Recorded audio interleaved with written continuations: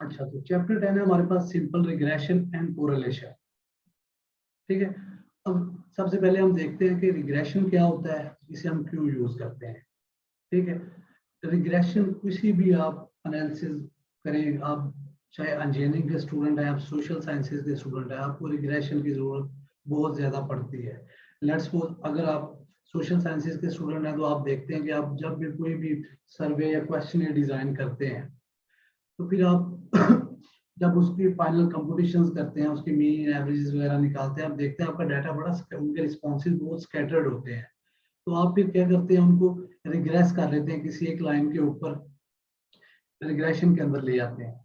और इसी तरह अगर कोई इंजीनियरिंग के स्टूडेंट्स हैं, जब वो देखते हैं, उन्हें लेट्स सपोज कोई इलेक्ट्रिकल इंजीनियर है इधर, तो जब वो अपने ये निकाल रहे होते हैं, क्या उसका नाम है, सोलर रेडिएशंस का डाटा जब ले रहे होते हैं, तो देख रहे होते हैं कि सोलर की जो रेडिएशन का पैटर्न है वो बहुत ज्यादा परटर्ब हो रहा होता है, कभी ऊपर जा रहा होता है, कभी नीचे जा रहा होता है। जब हम उनको एज अ लीनियर मॉडल कहीं भी एनालिसिस के लिए यूज कर रहे होते हैं तो हमें इशू आ रहा होता है उस डाटा को यूज करने में, तो हम क्या करते हैं, हम उसको एक किसी लाइन के ऊपर रिग्रेस कर लेते हैं ताकि हम उस डाटा को फर्दर आगे यूज कर सके। तो रिग्रेशन बेसिकली हमें बताता क्या है? ठीक है, रिग्रेशन बेसिकली हमें ये बताता है, डिपेंडेंस बताता है एक वेरिएबल की दूसरे वेरिएबल के ऊपर। ठीक है, लेट्स सपोज आप अगर आपने क्वेश्चन डेवलप किया है जी, कितने बच्चे इस सेमेस्टर में एनरोल हुए, ठीक है, और कौन सा सब्जेक्ट में उनके हाईएस्ट मार्क्स है। ठीक है, तो इन दोनों के दरमियान भी आप रिग्रेशन निकाल सकते हैं कि इनरोल होना और कितने पासिंग रेशियो है इनके दरमियान। ठीक है, इनमें से कोई एक आप इंडिपेंडेंट वेरिएबल ले सकते हैं, कोई एक डिपेंडेंट वेरिएबल ले सकते हैं, उसको आप इस तरह आगे यूज कर सकते हैं। बेसिकली रिग्रेशन की जो डेफिनेशन है वो हमें यही बताती है कि रिग्रेशन हमें नेचर ऑफ रिलेशन बताता है एक वेरिएबल का दूसरे वेरिएबल के ऊपर। ठीक है, तो रिग्रेशन जो है क्या होता है, basically it investigates the dependence of one variable called the dependent variable on another variable which is called the independent variable। तो इधर से हमें क्या शो हुआ कि एक हमारे पास डिपेंडेंट वेरिएबल होगा,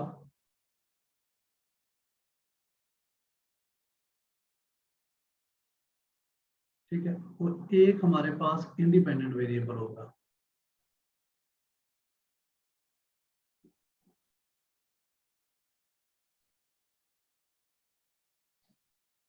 ठीक है, और इनको यूज करते हुए हम अपनी एक ऐसी इक्वेशन डेवलप करेंगे, ठीक है, जिससे हम प्रेडिक्ट कर सकेंगे average values of the dependent variable. तो थर्ड नंबर पे क्या होगा, ठीक है, हम एक रिग्रेशन इक्वेशन डिफाइन बनाएंगे जो क्या करेगी, प्रेडिक्ट करेगी हमारे डिपेंडेंट वेरिएबल की वैल्यूज। लेट्स सपोज ये y is equal to f of x है। ठीक है, तो ये y जो है ये आपका डिपेंडेंट वेरिएबल है, और ये किस चीज के ऊपर डिपेंड कर रहा है, ये इंडिपेंडेंट वेरिएबल x की वैल्यूज के ऊपर डिपेंड कर रहा है। तो तो इसके ऊपर डिपेंड करके हम जो है अपनी एवरेज वैल्यू है वो निकाल लेंगे। ठीक है, तो वो हमारी रिग्रेशन इक्वेशन एक बन जाएगी। ठीक है, अगर तो आपका जो रिलेशन है वो जो डिपेंडेंट वेरिएबल है वो सिर्फ एक ही इंडिपेंडेंट वेरिएबल के ऊपर डिपेंड कर रहा हो, तो उसे हम सिंपल लीनियर रिलेशन या वन वेरिएबल रिग्रेशन भी कह सकते हैं। अगर वो आपका जो रिग्रेशन है वो दो या दो से ज्यादा वेरिएबल, डिपेंडेंट वेरिएबल जो है वो दो या दो से ज्यादा इंडिपेंडेंट वेरिएबल्स के ऊपर डिपेंड कर रहा हो, तो उसको हम जो है मल्टी वेरिएबल रिग्रेशन कहेंगे, दो या दो से ज्यादा इंडिपेंडेंट वेरिएबल्स के ऊपर जब आपका डिपेंडेंट वेरिएबल डिपेंड कर रहा हो। वो हमारा चैप्टर 11th है। चैप्टर 10 तक हम जो है वो अपने सिंपल या लीनियर जो हमारा रिग्रेशन है इस तक की हम कंफाइन रखेंगे अपने आप। ठीक है, अब जो हमारा डिपेंडेंट वेरिएबल है y, ठीक है, ये रैंडम वेरिएबल होगा। ठीक है, इसकी वैल्यू वेरी करती रहेगी हमेशा, और जो इंडिपेंडेंट वेरिएबल है इसकी वैल्यू हमेशा कोई ना कोई फिक्स वैल्यूज आपको गिवन होंगी x की, उनके कॉरेस्पॉन्डिंग आप जो है अपने डिपेंडेंट वेरिएबल्स की वैल्यू निकाल लेंगे। ठीक है, उसके बाद अब इनके डिपेंडेंट वेरिएबल के डिफरेंट नाम भी हैं। ठीक है, अगर वो रिग्रेशन कह दे या प्रिडिक्टेंट कह दे या रिस्पॉन्स कह दे या एक्सप्लेन वेरिएबल कह दे, ये सारे डिपेंडेंट वेरिएबल ही होते हैं। और इंडिपेंडेंट वेरिएबल के लिए वो रिग्रेसर या प्रेडिक्टर या रिग्रेशन वेरिएबल या एक्सप्लेनेटरी वेरिएबल ये वर्ड यूज कर ले तो वो सारे इंडिपेंडेंट वेरिएबल्स हैं हमारे।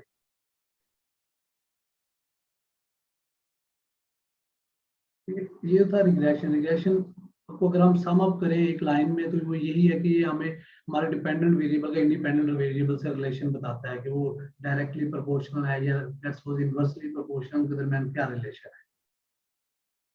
ठीक, उसके बाद हमारे पास है स्कैटर डायग्राम।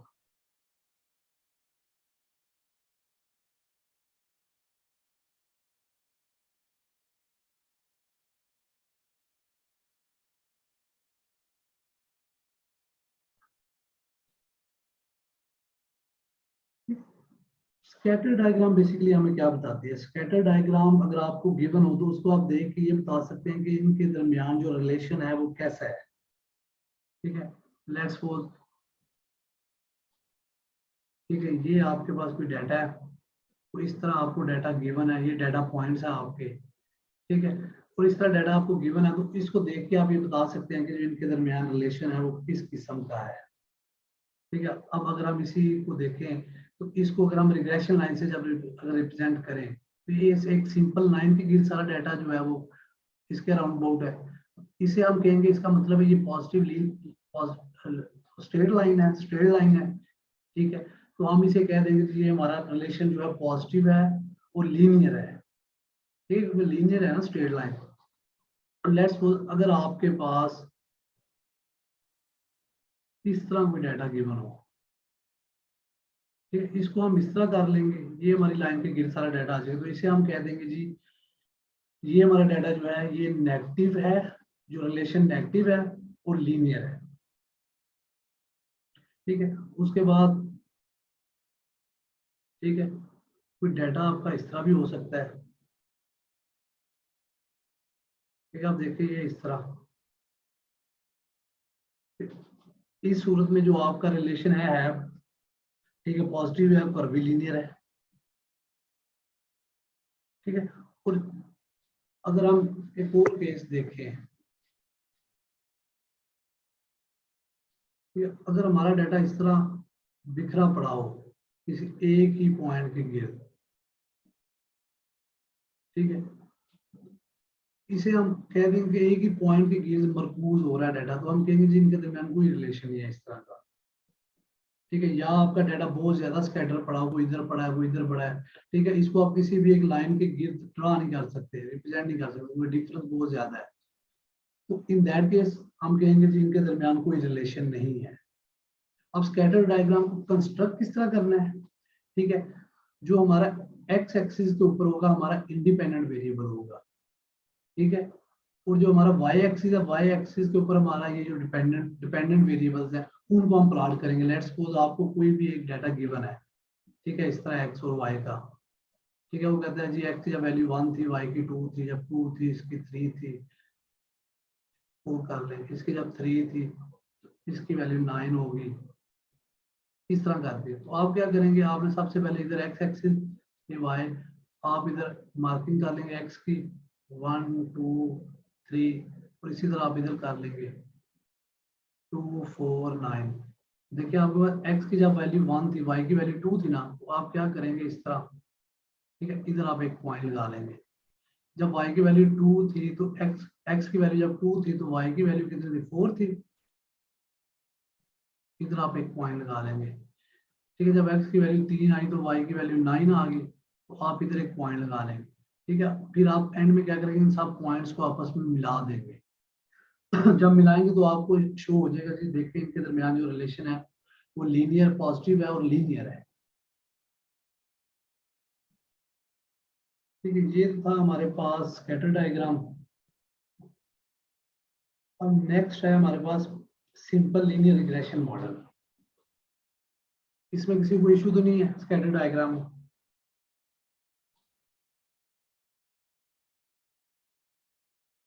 नहीं सर।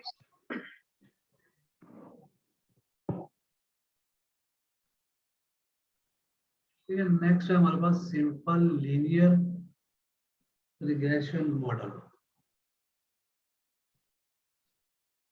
ठीक है, अब जब भी हम डिजाइन कर रहे होते हैं अपनी रिग्रेशन इक्वेशन को, तो हमें कोई मॉडल भी तो चाहिए ना जिसको लेके हम डिजाइन करेंगे। ठीक है, तो वो कहता है कि मोस्ट केसेस अगर तो आपके पास लीनियर रिलेशन है तो आपके पास इक्वेशन ऑफ लाइन क्या होती है? इक्वेशन ऑफ लाइन हमारे पास यही होती है ना, y is equal to m x plus c. ठीक है, ये एम स्लोप होती है, सी ये हमारे पास y का कोएफिशिएंट वो होता है,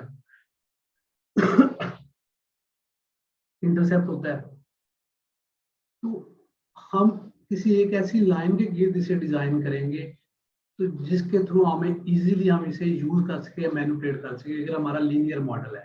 ठीक है, अगर पैराबोलिक मॉडल है, कर्वी लीनियर है, या हाइपरबोलिक मॉडल है, या एलिप्टिकल मॉडल है, तो उनके लिए इनकी इक्वेशन डिफरेंट होगी। वो हमारे कोर्स का हिस्सा नहीं है सीएसएस के का, तो उन्हें देखने की भी जरूरत है। लेकिन मैं आप लोगों को हल्का सा उसकी हाव दे दूंगा कि वो भी क्या है, वो भी इसी तरह ही डेवलप होती है चीजें। आपको अगर एक चीज समझ आ जाएगी वो भी इसी तरह ही है, लेकिन वो उसके ना कभी आज तक सवाल आया है क्योंकि वो हमारे कोर्स का हिस्सा नहीं है। हमारे कोर्स में सिर्फ लीनियर रिग्रेशन तक ही कन्फाइन किया गया है। ठीक है, अब हम लीनियर मॉडल कर रहे हैं तो वो कहता है कि जो इसकी इक्वेशन हम लेते हैं ना, वो हमारे पास होती है y i is equal to alpha plus beta x i plus a i. ठीक है, अब हम देखते हैं ये वेरिएबल्स है क्या क्या। ठीक है, ये जो आपका वाई आई है, ठीक है, ठीक है, ये आपका डिपेंडेंट वेरिएबल है।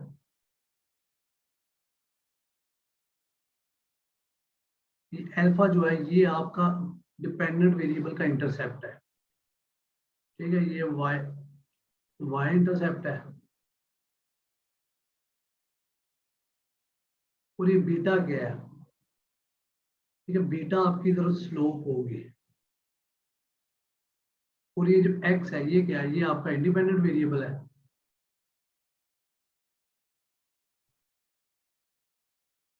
और ये एप्सिलॉन क्या है? ये है, ये आपका एरर कंपोनेंट होगा। ठीक है, जब भी आप कोई ना कोई सिस्टम डिजाइन कर रहे होते हैं तो आप उसके अंदर इस तरह की टेंडेंसी रखते हैं कि अगर एरर कंपोनेंट भी कहीं पे आए तो वो भी उसके अंदर इंकलकेट हो, फिर हम उसको डिजाइन इस तरह करते हैं कि हमारा जो एरर टर्म है उसको हम मिनिमाइज करते हैं। ठीक है, ये हमारे पास सिंपल लीनियर रिग्रेशन मॉडल है। ठीक है, अब जब हम इसको सॉल्व करते हैं तो हम इसे सॉल्व करते हैं लीस्ट स्क्वेयर मेथड से। तो लीस्ट स्क्वेयर मेथड में हम क्या करते हैं, ये जो हमारी टर्म है ना ई आई, इसको हम जो है मिनिमाइज या जीरो करने की कोशिश करते हैं। ठीक है, अब ये था आपके लिए भी पॉपुलेशन अगर आपको गिवन हो तो उसके लिए हमारे पास सिंपल लीनियर रिग्रेशन मॉडल ये था। ठीक है, और जब आप किसी सैंपल के लिए कैलकुलेट करेंगे तो आपके पास सिंपल ये हो जाएगा y is equal to a plus b x plus e i. ठीक है, अल्फा और बीटा जो है इनके जो एस्टिमेट्स हैं वो ए और बी जो है ये अल्फा और बीटा के एस्टिमेट्स है। ठीक है, अब जो ये जो एरर टर्म है हमारी ई आई, ठीक है, वो कहता है अगर हम इसकी कुछ प्रॉपर्टीज है, अगर एक्सपेक्टेड वैल्यू ऑफ ई आई, आपको पता है एरर टर्म कोई ना कोई कांस्टेंट वैल्यू होगी, और जब हम किसी कांस्टेंट की एक्सपेक्टेड वैल्यू लेते हैं, ए की कोई कांस्टेंट होगा उसकी एक्सपेक्टेड वैल्यू वो हमेशा जीरो होगी। ठीक है, और वो कहता है अगर आप वेरिएंस ले इसकी एक्सपेक्टेड वैल्यू की, इसकी जो वेरिएंस है आपके पास वो सिग्मा स्क्वायर होगी।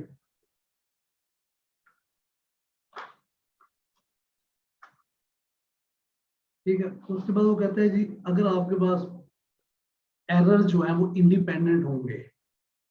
ठीक है, अगर आपके पास दो एरर है e i and e j, let's suppose आप इधर क्या उसकी अगर आप एक्सपेक्टेड वैल्यू ले ई आई और ई जे, ठीक है, इनके दरमियान आपस में कोई कोरिलेशन नहीं होगा क्योंकि हर एक का इंडिविजुअल इफेक्ट होगा जो सिस्टम हमारे को इफेक्ट कर रहा होगा, तो इनके आपस में कोई ऑटो कोरिलेशन नहीं होगा।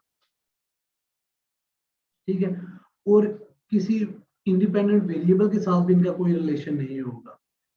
ठीक है, अगर हम ये देखें x एंड ई आए, ठीक है, ये जो हमारी एरर टर्म है इसका हमारे इंडिपेंडेंट वेरिएबल से भी कोई इम्पैक्ट नहीं होगा। ठीक है, इंडिपेंडेंट वेरिएबल हो गया तो ये भी इस सूरत में हमारे पास 0 हो जाएगा। तो वो कहता है ये जो आपकी जो एरर टर्म है ये अगर आप सिस्टम के अंदर लेके जाएंगे तो ये सिस्टम के अंदर भी इसी तरह ही नॉर्मली डिस्ट्रीब्यूट होगी। इसकी मीन 0 होगी और वेरिएंस, ठीक है, नॉर्मली डिस्ट्रीब्यूटेड होगी, इसकी मीन 0 होगी और वेरिएंस सिग्मा स्क्वायर होगी हमारे पास। ठीक है, तो जो हमारा डिपेंडेंट वेरिएबल होगा उसे हम यही कहेंगे कि वो भी हमारा नॉर्मल ही आएगा। ठीक है, अब आगे जो है हमारे पास है method of least square.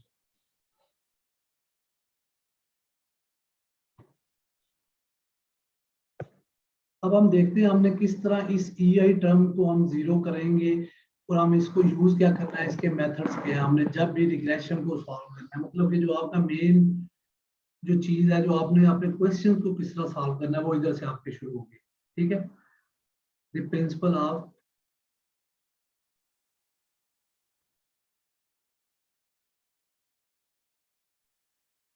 Least square.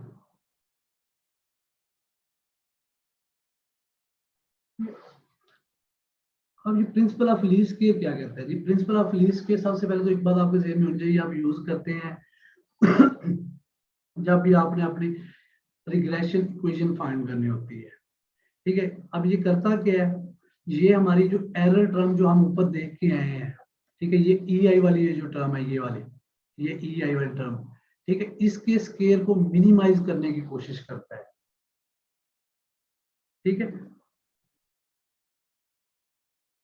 ठीक है, जैसे वो कहता है principle of least square consist of determining the values of unknown parameters. ठीक है, आप इसके थ्रू आप अननोन जो आपके पास पैरामीटर होते हैं अल्फा और बीटा, ठीक है, आपको सवाल के अंदर एक्स और वाई तो गिवन होगा, आपने अपने सवाल के अंदर जो आपके अननोन पैरामीटर्स है अल्फा एंड बीटा, या अगर हम इनके एस्टिमेट्स देख ले ए और बी, इनकी वैल्यूज को आपने फाइंड करना है इस मेथड के थ्रू। ठीक है, आप इनकी वैल्यूज इस तरह फाइंड करेंगे कि जो हमारी एरर टर्म है या उसको ये मिनिमाइज कर देगा, that will minimize the sum of squares of errors. ठीक है, उसके नाम से जाहिर है प्रिंसिपल ऑफ लीस्ट स्क्वायर है, तो एरर टर्म के स्क्वायर्स को मिनिमाइज कर देगा। ठीक है, हम जब हमने एवरेज पढ़ी थी तो हम उधर एक प्रॉपर्टी पढ़ के आए थे कि जो y माइनस वाई बार है वो 0 होता है, समीशन y माइनस वाई बार। ठीक है, कि ये जो समीशन y माइनस वाई बार है, ठीक है, 0 होता है, और summation y minus y bar का स्क्वायर ये हमारे पास मिनिमम होता है। ठीक है, तो मैंने बताया था कि आगे भी ये प्रॉपर्टी कहीं पे यूज होगी, तो बेसिकली हम इसी प्रॉपर्टी को ही यूज कर रहे होते हैं। ये जो हमारी एरर टर्म होती है ये इसे हम रेजिडुअल भी कहते हैं। ठीक है, y माइनस वाई हैट, ठीक है, जो हमें y की वैल्यू गिवन होती है और जो y की वैल्यूज हम ऑब्जर्व कर रहे होते हैं y हैट। ठीक है, इस केस में अगर रिग्रेशन के केस में देखें तो ये हमारे पास होगा y माइनस वाई हैट। ठीक है, ये आपकी रिग्रेशन इक्वेशन होगी जिसे अभी हम बनाते हैं किस तरह ये आएगी। ठीक है, इनकी वैल्यूज जो है, इनके वैल्यूज के स्केल्स को हम मिनिमाइज करेंगे, और जब हम अपने सवाल को देखेंगे सॉल्व करके एंड में, तो हम इस प्रॉपर्टी को प्रूव भी करेंगे जी ये देखिए हमने कहा था मिनिमाइज होगी और ये वैल्यू मिनिमाइज हो गई है। और वो इसी तरह बार सवाल भी पूछ लेता है, वो कहता है जी आप रिग्रेशन लाइन फाइंड करें and then show that the residuals are the minimum. ठीक है, जब अब residual y minus y hat लेता है, पहले आप y हैड कैलकुलेट करेंगे, उसको अभी हम देखते हैं किस तरह करना है। उसके बाद करने के बाद आप y माइनस वाई हैड को कैलकुलेट करेंगे और आप उनका स्केयर लेंगे, आप देखेंगे आपके पास वैल्यूज बिल्कुल 0 के करीब आ रही होंगी। ठीक है, अब हम देखते हैं जी रिग्रेशन इक्वेशन को हमने सॉल्व किस तरह करना है। ठीक है, हमने कहा था हमारे पास अगर हमारे सैंपल पॉपुलेशन है तो हमारे पास ये इस तरह हो जाएगा y is equal to a plus b x plus e i. ठीक है, अब हम प्रिंसिपल ऑफ लीस्ट स्क्वायर में हम क्या कर रहे हैं, इस एरर टर्म के जो रेजिडुअल टर्म है इसके स्क्वायर्स को हम मिनिमाइज कर रहे हैं। ठीक है, ये जो आपकी एरर टर्म है इसके अगर हम ई आई का अगर हम स्क्वायर इसको मिनिमाइज करें तो ये क्या होगी, ये थी हमारे पास y माइनस वाई हैड का स्क्वायर। ठीक है, summation y minus y hat का स्क्वायर। अब हमने इसको हमने मिनिमाइज करना है, तो हम क्या करेंगे, हम जो रिग्रेशन इक्वेशन हमारी होगी हमेशा y is equal to a plus b x होगी। ठीक है, जब भी हमारी फाइनल रिग्रेशन इक्वेशन होगी वो इस फॉर्म में होगी, y hat is equal to a plus b x. तो हम क्या करेंगे, अपनी इस y हैट की वैल्यू को अपनी इस एरर टर्म के अंदर पुट करेंगे, y minus a minus b x into square. ठीक है, ये आपकी एरर टर्म। ठीक है, इसको हमने मिनिमाइज करना है, तो अब हम देखते हैं इसको सॉल्व किस तरह करना है। ठीक है, हमारे पास देखिए हमारे सवाल के अंदर दो अननोन पैरामीटर्स है जिसको हमने अपने सवाल के अंदर फाइंड करना होगा हमेशा, ए और बी। तो ए और बी को फाइंड किस तरह करना है, ठीक है, इसके दो मेथड है। ठीक है, फर्स्ट मेथड है कि बाय यूजिंग नॉर्मल इक्वेशंस।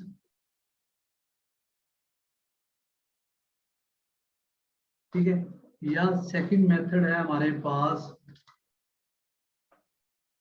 ठीक है, डायरेक्ट एलिमिनेशन मेथड।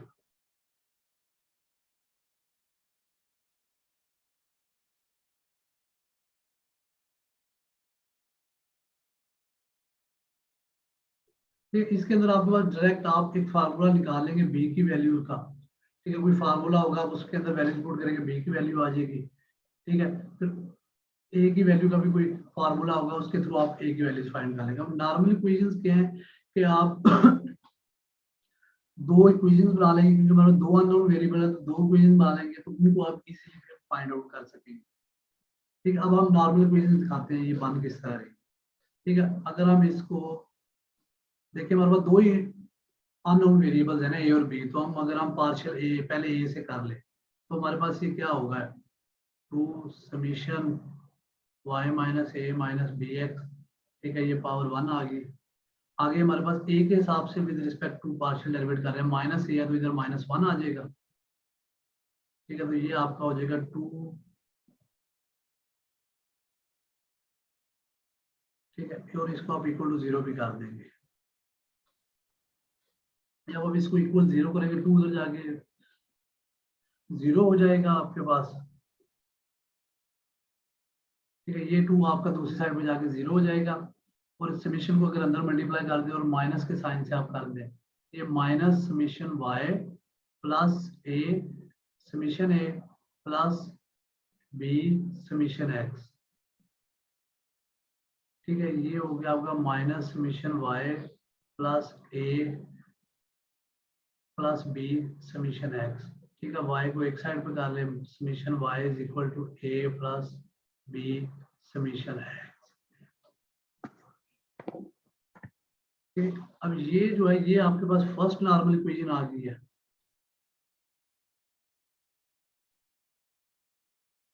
अब इसी तरह आपकी जो थी ई आई, ये इसकी डेरिवेशन इंपॉर्टेंट है जो आपने करी है, क्या कहा है, जो आपने इसको डिराइव किया है वो इम्पोर्टेंट है, या हमें बस एंड में वो याद रखना है नहीं, इक्वेशन? आपने सिर्फ एंड रिजल्ट याद करना है, डेरिवेशन की इंपॉर्टेंट नहीं है।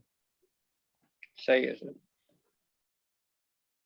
ठीक है, अब इसको अगर आप with respect to b derivate partial derivate कर लेंगे, ठीक है, तो उस सूरत में आपके पास क्या आ जाएगा, 2 summation y minus a minus b x. ठीक है, इधर माइनस एक्स आ जाएगा आपके पास, इक्वल टू 0 कर दें इसे।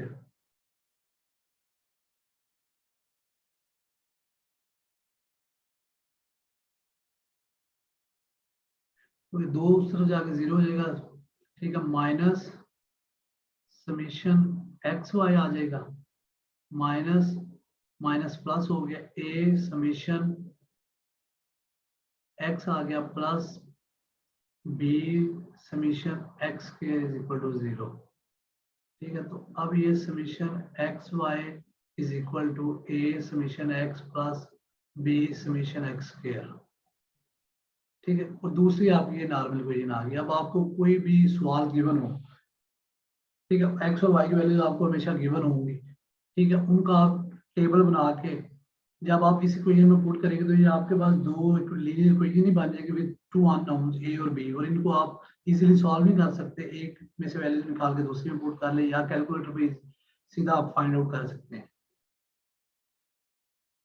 ठीक है, ये कहते हैं आपकी कोई नॉर्मल इक्वेशंस। ठीक है, ये थी इनकी डेरिवेशन। वैसे इन्हें डायरेक्ट भी जहन में रखा जा सकता है। ठीक है, अब डायरेक्ट किस तरह इनको बनाना है। ठीक है, हमारे पास जो हमारी रिग्रेशन इक्वेशन है वो है y hat is equal to a plus b x. ठीक है, अगर आपने डायरेक्ट नॉर्मल इक्वेशन बनानी है तो आप क्या करें, आप सबसे पहले इसे समीशन से मल्टीप्लाई कर दें। ठीक है, summation y is equal to summation a plus b summation x. तो ये हो जाएगी summation y is equal to a plus b summation x. देखिए, जो हमने ऊपर नॉर्मल इक्वेशन निकाली थी वो ये निकाली थी ना फर्स्ट, ये वाली जो थी summation y is equal to a plus b summation x. ठीक है, और जब आपने अपनी सेकंड नॉर्मल इक्वेशन निकालनी है तो इस सूरत में अगर आप डायरेक्ट जहन में रखना चाहते हैं तो आप जो आपके इंडिपेंडेंट वेरिएबल है पहले अपनी इक्वेशन को उससे मल्टीप्लाई करते हैं। ठीक है, हमारे पास इक्वेशन है y hat is equal to a plus b x. इसको हमारा इंडिपेंडेंट वेरिएबल x है तो x से पहले मल्टीप्लाई करते हैं x। y hat is equal to ax plus b x square. अब इसकी समीशन अप्लाई कर दे इसके ऊपर।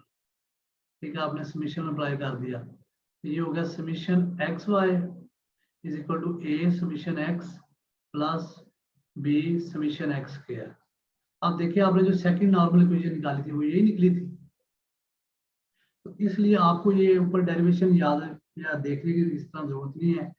आपने क्या करना है, जब भी आपने नॉर्मल इक्वेशन बनानी है तो आपने सबसे पहले, अगर हमारे पास टू वेरिएबल रिग्रेशन है जो हम कर रहे हैं, ठीक है, या लीनियर रिग्रेशन है जो, ठीक है, इसके अंदर आपने क्या करना है, जो आपको इक्वेशन गिवन होगी हमेशा y hat is equal to a plus b x, एक इंडिपेंडेंट एक डिपेंडेंट वेरिएबल। आपने सबसे पहले अपनी इक्वेशन का समीशन ले लेनी है।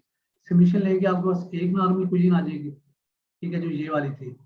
और फिर आप सेकंड नंबर क्या करेंगे, जो आपकी ये रिग्रेशन इक्वेशन है इसको पहले अपने इंडिपेंडेंट वेरिएबल से मल्टीप्लाई करेंगे। इस सूरत में हमारे पास एक ही इंडिपेंडेंट वेरिएबल था x, तो आपने x से मल्टीप्लाई किया। जब आपने x से मल्टीप्लाई कर लिया उसके बाद आपने उसकी समीशन ले लेनी है। जब आप समीशन लेंगे तो आपके पास ये इक्वेशन आ जाएगी सेकंड नॉर्मल इक्वेशन। और इसी तरह आगे आप जाके देखेंगे चैप्टर 11 में, जब मल्टीपल रिग्रेशन होगा, जब हमारे पास दो या तीन इंडिपेंडेंट वेरिएबल्स होंगे तो आप क्या करेंगे, इसी तरह पहले सिंपल से आपने मल्टीप्लाई किया, फिर आपने फर्स्ट इंडिपेंडेंट वेरिएबल से मल्टीप्लाई किया, फिर सेकंड इंडिपेंडेंट वेरिएबल से मल्टीप्लाई करके उसकी समीशन ले लेंगे, फिर थर्ड इंडिपेंडेंट वेरिएबल से अपनी रिग्रेशन इक्वेशन को मल्टीप्लाई करके उसकी समीशन ले लेंगे। तो इस तरह उधर जितनी तीन या चार नॉर्मल इक्वेशन हमें चाहिए होगी उधर आ जाए। इधर तक किसी को इशू हो तो वो पूछ सकता है।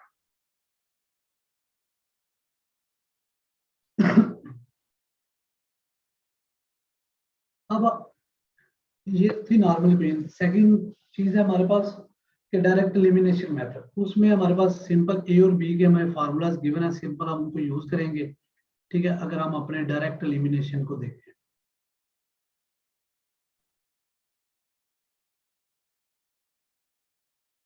ठीक है, अब इसके अंदर जो है हमें ए और बी की जो फार्मूलाज है वो गिवन होंगे।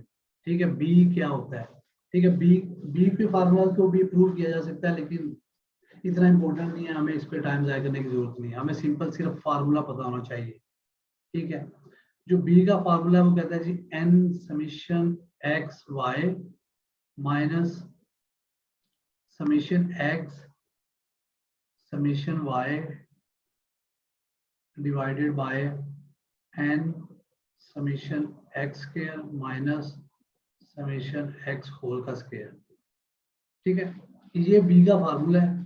ठीक है, इसके अंदर जब आप वैल्यूज पुट करेंगे बी की वैल्यू आ जाएगी, और फिर जब आपने ए की वैल्यू पुट करनी है तो आप क्या करेंगे, हमारे पास वाई हैट क्या था, ए प्लस बी एक्स था। ठीक है, जब आप ये जो हमारी ये जो पहली जो नॉर्मल इक्वेशन है इसको अगर हम देखें या आप इसकी एवरेज ले लें, ठीक है, ठीक है, एक्सपेक्टेड वैल्यू ऑफ वाई, अगर हम पहले अपनी नॉर्मल इक्वेशन को ही देखें, अगर एक्सपेक्टेड वैल्यू ऑफ वाई हमारे पास क्या होता है, तो वाई बार ही होता है।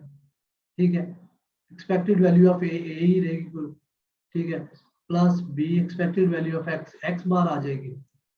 ठीक है, अब इस इक्वेशन में देखें, आप अपने y की एवरेज भी निकाल चुके होंगे, x की एवरेज भी निकाल चुके होंगे, आप b की एवरेज भी b की वैल्यू भी निकाल चुके होंगे। तो अगर आप इस फार्मूले को रीअरेंज करें तो आप इधर से a की वैल्यू नहीं निकाल सकते, y बार माइनस बी एक्स बार।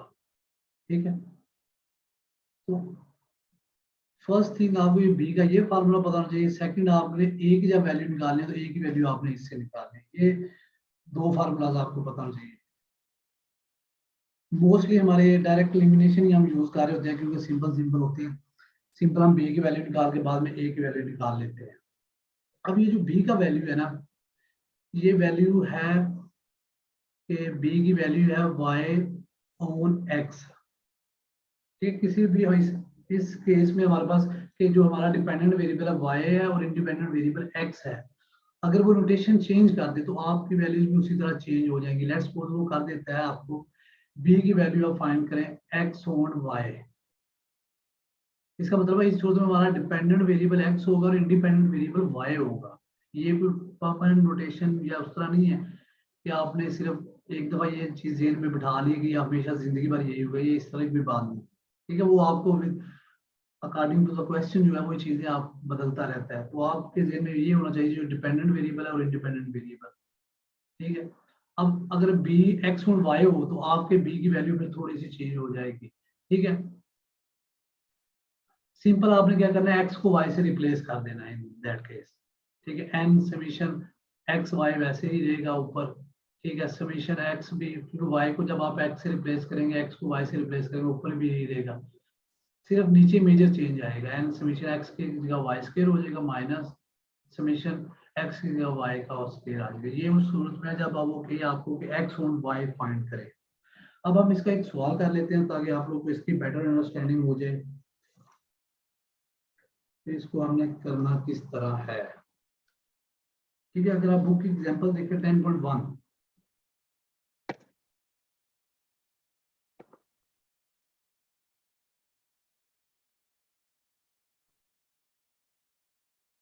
तो कहता है compute the least square regression equation of y on x, ठीक है। आपने y की इक्वेशन ऑन x फाइंड करनी है for the following data and what is the regression coefficient and what does it mean, ठीक है। उसने आपको वैल्यूज गिवन है x एंड y की। तो अब देखें हम इसको दोनों तरीकों से करते हैं ताकि आपको दोनों तरीकों का आइडिया हो जाए।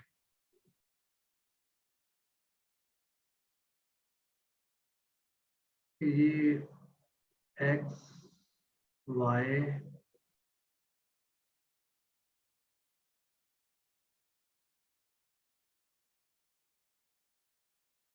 अच्छा, हमने जब भी टेबल बनाना है ना, टेबल आप उस तरह बनाइएगा कि जिस तरह आपको डाटा कौन कौन से आपको क्वेश्चन के अंदर चीजें चाहिए। देखिए हमें एक चाहिए इधर समीशन एक्स वाई चाहिए, तो इसका मतलब है इधर हम कोई एक्स वाई का भी एक कॉलम बनाएंगे। समीशन एक्स और समीशन वाई तो हमारी इधर से ही आ जाएगी, ठीक है। वो एक्स और वाई का आगे हमें एक समीशन वाई स्क्वायर भी चाहिए, ठीक है। तो इधर हम एक वाई स्क्वायर का भी बना लेंगे,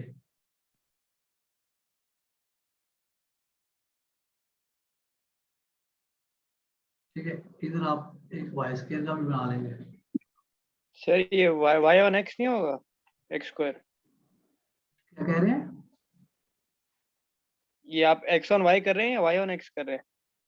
ये y ऑन x कर रहे हैं, हाँ सॉरी हम y ऑन x कर रहे हैं ना। तो लेकिन x y तो हमें बहुत केस चाहिए होगा ना, ये सिर्फ ये वैल्यू बदलेंगे, ठीक है। अब हमें ये चीजें रिक्वायर्ड थी तो हमने कॉलम उस हिसाब से अपना बना लिया,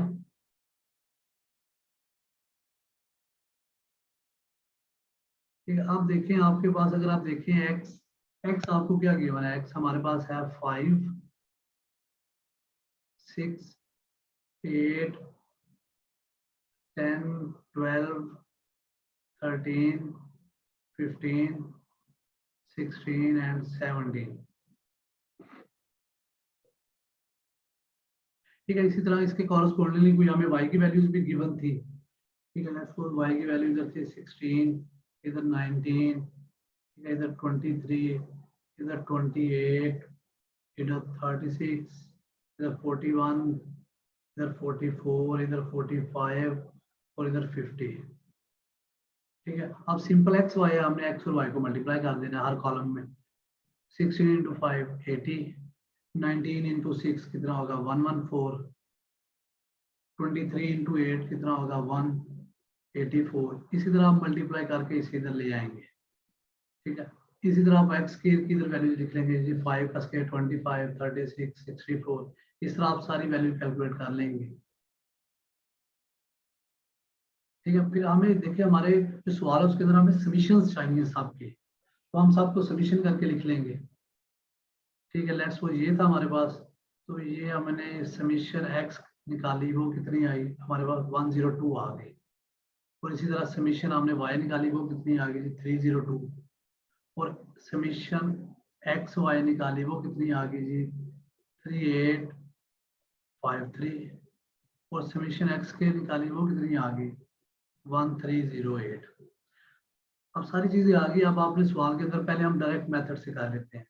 हमने कहा था जी बी की वैल्यू जो है हम हमारे पास क्या होगी n summation x y minus summation x summation y divided by n summation x square minus summation x whole का स्क्वायर। ठीक है, एन कितना, एन हमारे पास जो इधर डिनोट करेगा कि हमारे पास ऑब्जर्वेशंस कितनी है। ठीक है, अगर हम अपनी ऑब्जर्वेशन देखें इन पेयर्स, ठीक है इन पेयर्स होगा, तो 5 और 16 एक ऑब्जर्वेशन है, 6 और 19 एक है, तो 1 2 3 4 5 6 7 8 9, तो हमारे पास टोटल 9 ऑब्जर्वेशन है। तो 9 multiply by summation x y कितना है हमारे पास 3853 माइनस समीशन एक्स कितना है 102, समीशन वाई कितना है 302।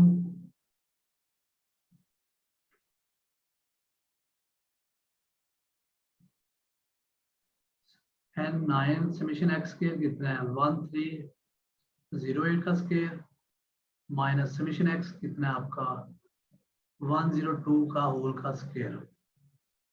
अब ये सारी वैल्यूज आपने पुट कर लिया। आप इनको जब सॉल्व करेंगे तो ये हमारे पास बनेगा 2.831। सर ये स्क्वायर तो नहीं आएगा ना 1308 में? हाँ ये नहीं आएगा स्केलर। तो ये आपकी जो बी की वैल्यूज है ये 2.831 आ जाएगी। ठीक है अब हमने ए की वैल्यू फाइंड करनी है। हमने कहा था ए की वैल्यू फाइंड करने के लिए हमारे पास वाई बार माइनस बी एक्स बार होगा।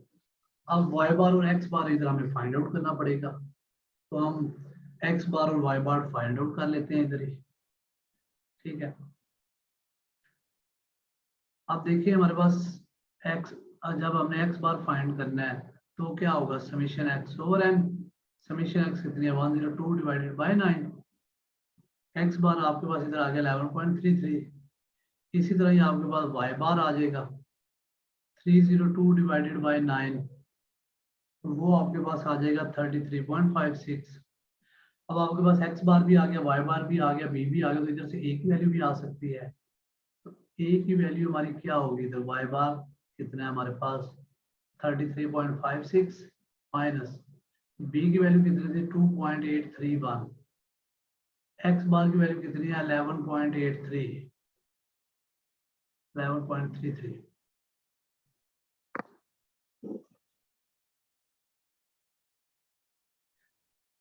ठीक है, तो इसको आप सॉल्व आउट करेंगे तो आपके पास इधर आ जाएगी जी ए की वैल्यू दैट विल बी 1.47। आप देखिए आपने ए भी निकाली, बी भी निकाली। अब रिग्रेशन इक्वेशन क्या थी आपकी, y hat is equal to a plus b x. तो y hat is equal to a कितना आया हमारे पास 1.47 प्लस b कितना आया आपके पास 2.831 और इधर x। अब आपने अपने सिस्टम को डिजाइन कर लिया, उसकी आपने जितना आपके पास आपने डिफरेंट रिस्पॉन्सेज आपको गिवन थे एक्स और वाई के, कि एक्स की वैल्यू के ऊपर वाई का क्या इफेक्ट पड़ता है, तो उसको आपने डिजाइन करके इक्वेशन अपनी रिग्रेशन फाइंड आउट कर लिया। y hat is equal to 1.47 plus 2.831 x। अब अगर कल को कोई आपको बंदा कहता है जी आपने यार ये सिस्टम फाइंड किया था, मेरी x की वैल्यू मेरे पास ये है, मुझे आप प्रेडिक्ट करके बता दें यार y की वैल्यू कितनी आएगी, तो आप सिंपल क्या करेंगे, आप इसके अंदर x की वैल्यू पुट करेंगे और आपको y की प्रेडिक्टेड वैल्यू आपको पास आ जाएगी। ठीक है, और दूसरा उसने इसके अंदर पूछा था जी हमारे पास ये जो क्या उसने बी पार्ट में पूछा था रिग्रेशन कॉफिशिएंट। तो रिग्रेशन कॉफिशिएंट हमारे पास जो है वो बी है, जिसको हम स्लोप भी कहते हैं। ठीक है, ठीक है, ये जो है बी, ये स्लोप भी है, रिग्रेशन कोएफिशिएंट भी कैसे हम कहते हैं।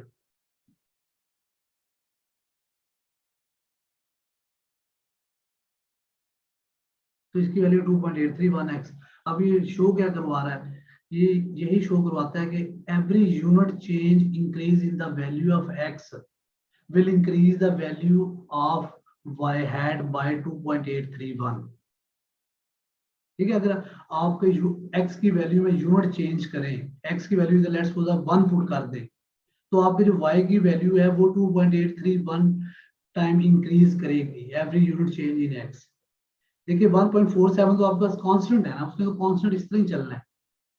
ठीक है, ये समझ लो एक ऑफसेट आपके सिस्टम के अंदर ऐड हो चुका है, जो आपका क्या उसे कहते हैं हम, आपके जो y के डिपेंडेंट वेरिएबल है, ठीक है, उसका ये ऑफसेट है बेसिकली। ठीक है, इसी तरह अगर आप अपने एग्जांपल 10.2 को देखें,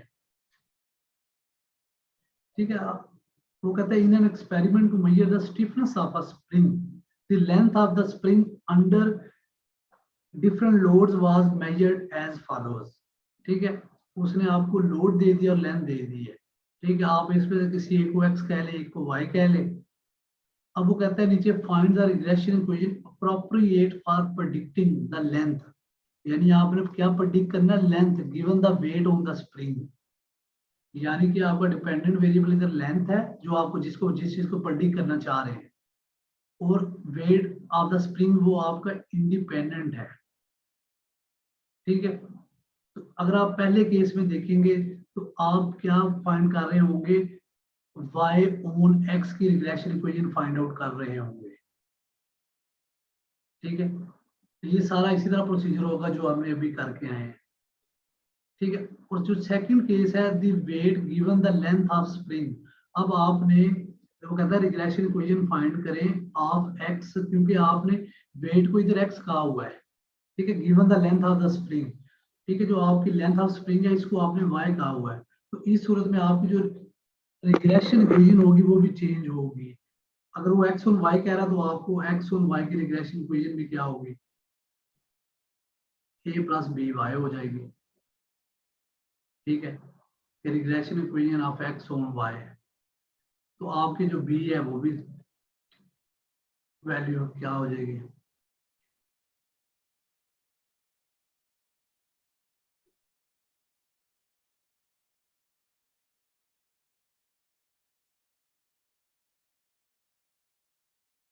ठीक है। इसी तरह फिर आपकी a की वैल्यू भी चेंज हो जाएगी, a की वैल्यू इधर आपकी होगी x बार माइनस बी वाई बार। ठीक है, इनको सिंपल आप कैलकुलेट करेंगे और अपने फार्मूला में वैल्यूज पुट करेंगे तो आपके पास ये भी सॉल्व आउट हो जाएगा। अब पिछली तरह एग्जांपल के ऊपर आए 10.1 के ऊपर, अगर इसको आपने नॉर्मल इक्वेशन से सॉल्व आउट करें, ये जो आपके पास दो नॉर्मल इक्वेशन थी ये, ठीक है, अगर इन नॉर्मल इक्वेशंस के आप देखिए हमारे पास समीशन y भी पड़ा है सवाल के अंदर, समीशन x भी पड़ा है सवाल के अंदर। ठीक है, समीशन x y भी हमने कैलकुलेट कर ली है, समीशन x भी है, समीशन x स्क्वायर भी हमने कैलकुलेट कर ली है। और ये दो इक्वेशंस होंगी, ये दो साइमल्टेनियस इक्वेशन होगी, तो इनको आप इजीली सॉल्व आउट नहीं कर सकते अगर आपने नॉर्मल इक्वेशन से करना है। तो इसलिए आप नॉर्मल इक्वेशन से भी a और b की डायरेक्ट वैल्यूज आ जाएगी, और फिर आपने फाइनल क्या करना है, उनको रिग्रेशन इक्वेशन के अंदर पुट कर देना है बस। नहीं तो तक किसी को इशू हो तो पूछ सकते हैं।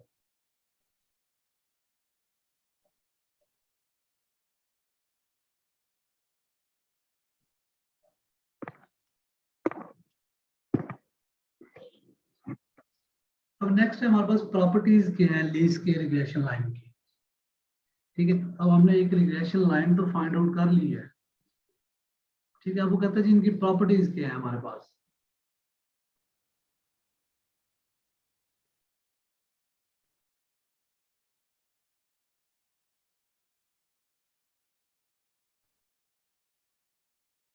अब इसकी पहली प्रॉपर्टी ये, वो कहता है जो हमारी जो लीज की रिग्रेशन लाइन होगी ना, ठीक है, वो हमेशा हमारे डाटा के मीन में से गुजरेगी। ठीक है, लेट्स सपोज ये आपका डाटा था, ठीक है, कहीं ना कहीं भी ये आपका डाटा था। ठीक है, और ये आपके डाटा की कोई मीन है। ठीक है, लेट्स सपोज आप कह लें ये इधर कहीं कह लें, ठीक है, ये आपके एक्स बार की कोई मीन है। ये आपके y की मीन है। तो ये जो आपकी लीस्ट स्क्वायर रिग्रेशन लाइन होगी ना, ये हमेशा आपके डाटा की मीन में से ही गुजरेगी। ये नहीं हो सकता कि आपके डाटा की मीन इधर लाई कर रही है और रिग्रेशन लाइन आपकी नीचे से गुजर जाए, इस तरह कभी नहीं होगा। आपकी जो रिग्रेशन लाइन है वो हमेशा आपके डाटा की मीन के अंदर से ही गुजरेगी, ठीक है। और सेकंड प्रॉपर्टी हुई है कि जो आपकी डेविएशंस हैं इनका अगर आप सम लें तो वो मिनिमम होंगी, y minus y hat equal to 0 होगी, ठीक है, जो हम एवरेज में भी करके आए थे। और अगर तीसरी प्रॉपर्टी है वही जो हम लीस्ट स्क्वायर रिग्रेशन लाइन जिसकी बेस के ऊपर हमने डिजाइन की है कि जो हमारी डेविएशंस का सम होगा वो हमेशा स्क्वायर ऑफ जो सम ऑफ स्क्वायर्स है हमारी डेविएशंस का वो हमेशा मिनिमम होगा, ठीक है। y माइनस वाई हैट ये हमेशा मिनिमम होगा, ठीक है। और चौथी प्रॉपर्टी भी हम पीछे देख एक किस्म का हमने देखा ही है, जो हमारा ए और बी है, ठीक है, ये अनबाइज्ड एस्टिमेटर है हमारे population parameter alpha and beta के, ठीक है। इनको आप 15वें जब आप सेकंड बुक पढ़ेंगे ना, उधर हमारे पास प्रॉपर्टीज होती हैं एस्टिमेटर की, तो उनमें एक प्रॉपर्टी है अनबाइज्डनेस, ठीक है, 15वें चैप्टर में। तो उधर आप ये एक सवाल भी आएगा, इसे आप प्रूव भी करेंगे, ठीक है। ये होती है प्रॉपर्टीज। नेक्स्ट है हमारे पास स्टैंडर्ड डेविएशन ऑफ रिग्रेशन और स्टैंडर्ड एरर ऑफ एस्टिमेट,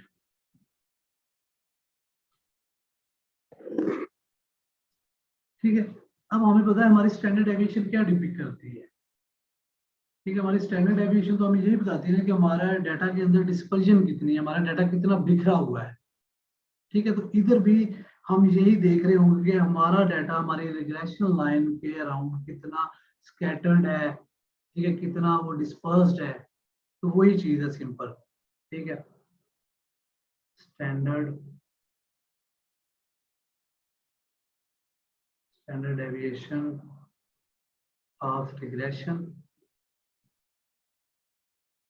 अगर तो आप डिस्क्रिप्टिव स्टैटिक्स में हम इसे कहते हैं स्टैंडर्ड डेविएशन ऑफ रिग्रेशन, और इन्फ्रेंशियल स्टैटिक्स के अंदर इसे हम कह देते हैं स्टैंडर्ड एरर ऑफ एस्टिमेट।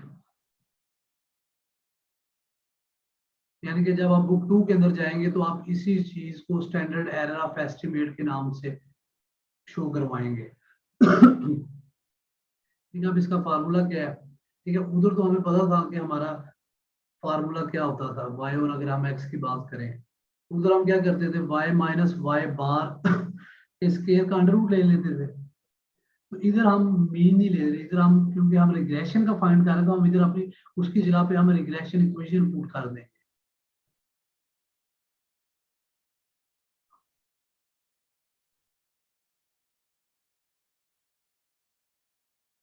तो इधर आप y minus y hat divided by n इस तरह इसको रिप्रेजेंट कर लेंगे,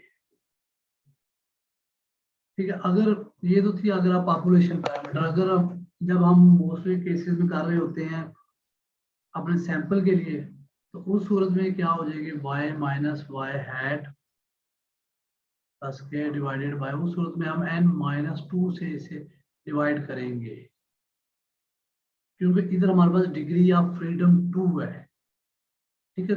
दो इंडिपेंडेंट वेरिएबल्स हमारी एक लाइन को प्रेडिक्ट करने के अंदर यूज हो रहे थे, ठीक है। एक हमारा इंडिपेंडेंट वेरिएबल था, एक डिपेंडेंट वेरिएबल था y और x।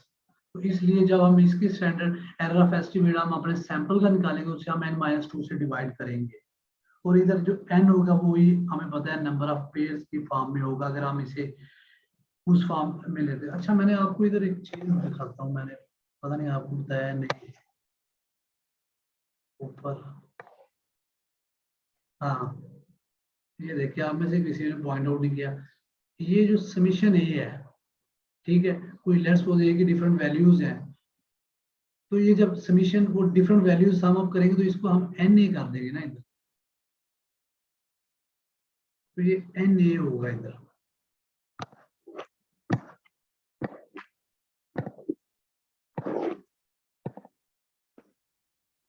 अच्छा। अब तो ये थे स्टैंडर्ड डेविएशन के फार्मूले, स्टैंडर्ड एरर ऑफ एस्टिमेट के।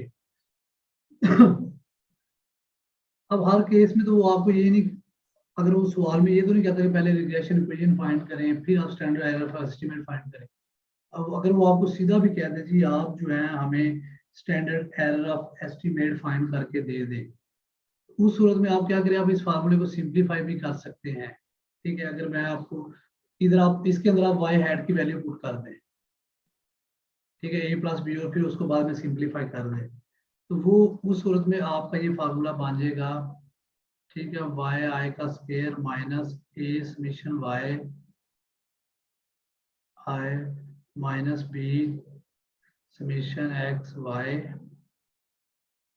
Divided by n minus 2।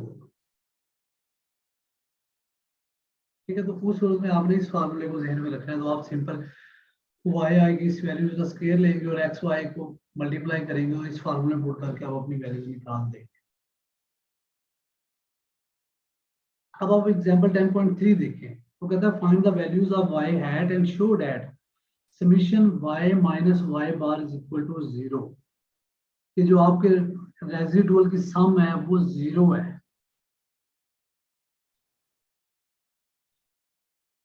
Sir ji sir ये n-2 क्यों हम लोगों ने लिखा है डिनोमिनेटर में, ये नहीं मुझे बात समझ आई। देखें, इसके अंदर हमारे पास डिग्री ऑफ फ्रीडम 2 है। जब हम अपने सैंपल को एस्टिमेट कर रहे होते हैं एक पॉपुलेशन के थ्रू, ठीक है, पॉपुलेशन में तो हम एन पूरा ले रहे थे, लेकिन इधर हम दो वेरिएबल्स को यूज करके हमने एक प्रेडिक्टेड लाइन इक्वेशन यूज की है वाई हैट की। ठीक है, जिसके अंदर दो हमारे पास वेरिएबल है एक्स और वाई। इसलिए हम जो है इससे हमारे पास डिग्री ऑफ फ्रीडम इधर 2 होगा, इसलिए हम इसे n-2 से डिवाइड करेंगे। ठीक है सर। ठीक है, अब ये जो एग्जांपल है इसमें उसने कहा जी हमें फाइंड करके आप बताएं जो रेजिडुअल है या summation y minus y hat है इज इक्वल टू 0 है। अगर आप बुक के ऊपर ही देखें, ठीक है, उसने जो हमारा फोर्थ कॉलम है y माइनस वाई हैट, ठीक है, अब सबसे पहले x y और उसने अपनी ठीक है, देखिए उसने सबसे पहले हमारे पास ये आई थी प्रेडिक्टेड, ये जो इक्वेशन थी रिग्रेशन इक्वेशन 1.47 प्लस 2.831x। ठीक है, उसने इसका भी एक कॉलम बना लिया एक्स और वाई के साथ। ठीक है, और इसके अंदर एक्स की वैल्यूज जो इधर गिवन थी हमें, ठीक है, वो इधर एक्स की वैल्यूज पुट करके उसने प्रेडिक्टेड वाई की वैल्यूज निकाल ली इधर। ठीक है, और बाद में फिर हमें क्या चाहिए था वाई माइनस वाई हैट। ठीक है, उसने जब y minus y hat, y की वैल्यूज भी आपको इधर गिवन थी और वाई हैट आपने खुद कैलकुलेट कर लिया इधर। जब उनको कैलकुलेट करके आप वाई माइनस वाई हैट निकालेंगे, तो जब एंड में आप समीशन करेंगे ना, summation y minus y hat, तो वो ऑलमोस्ट इक्वल टू 0 होगी आपके पास। ठीक है, अब ये जो आप देख रहे हैं सवाल के अंदर 0.008 आया है, ठीक है, एग्जाम्पल के अंदर, तो ये जो 0.008 आया है ये सिर्फ हमारी राउंडिंग ऑफ की वजह से हल्का सा आ जाता है। अदरवाइज अगर हम पूरा इसके जितने फिगर्स होते हैं उनको लेके चलिए 0 ही बनता है, तो इससे कोई इफेक्ट नहीं पड़ता अगर कोई हल्की सी वैल्यू आ जाए 0.00 समथिंग। ठीक है, और नेक्स्ट उसने इसकी standard error of estimate find कर लिया है।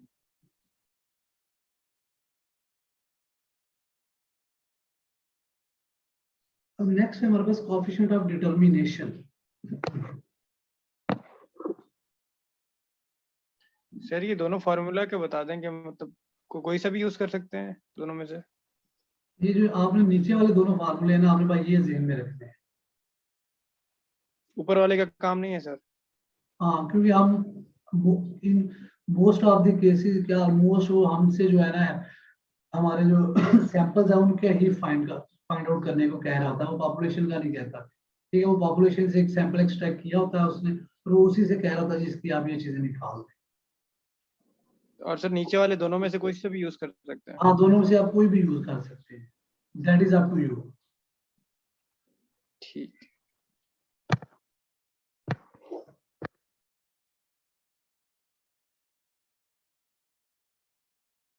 ठीक है, अब नेक्स्ट है हमारे पास कोएफिशिएंट ऑफ डिटरमिनेशन।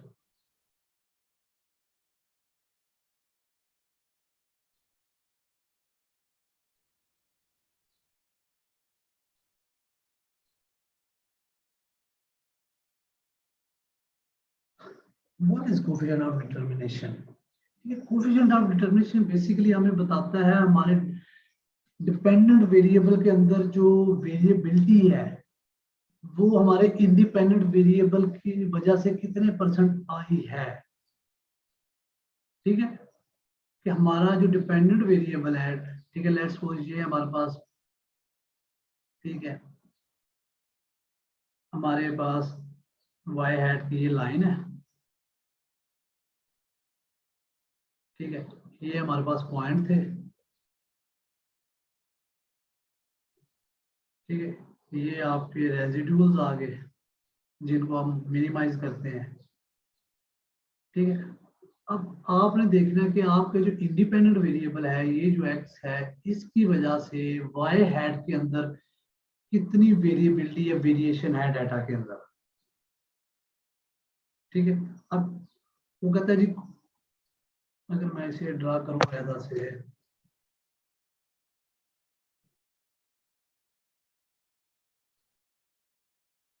ठीक है, वो जी ये आपकी एक्स वैल्यूज हैं, ये आपकी वाई वैल्यूज हैं।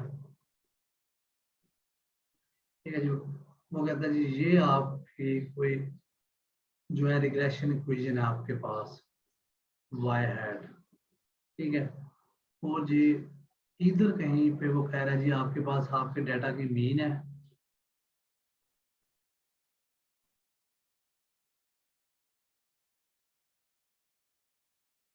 इधर ये वाई बार की मीन है, क्योंकि हमने कहा था कि हमारी जो रिग्रेशन इक्वेशन हमेशा हमारे डाटा की मीन में से गुजरती है। ठीक है, तो ये आपके वाई बार की लाइन है आ गई। अब वो कहते हैं जी ये तो आपकी टोटल वेरिएशन है इधर तक।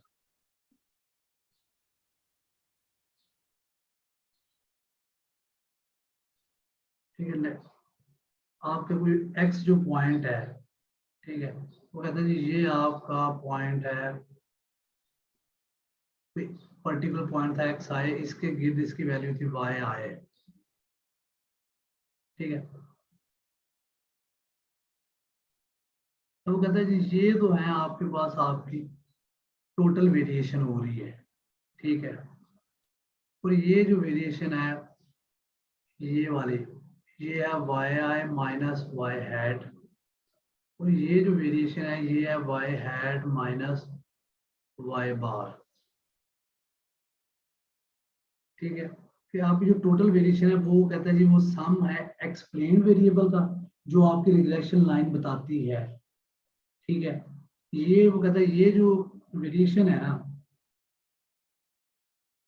वाई हैट माइनस वाई बार, ठीक है, ये तो एक्सप्लेन वेरिएशन है।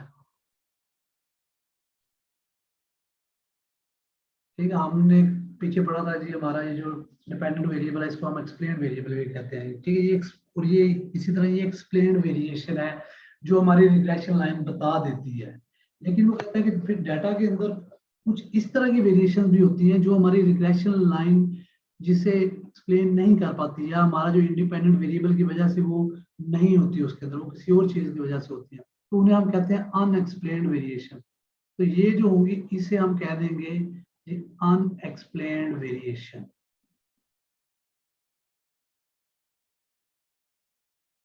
ठीक है, और ये जो था आपका,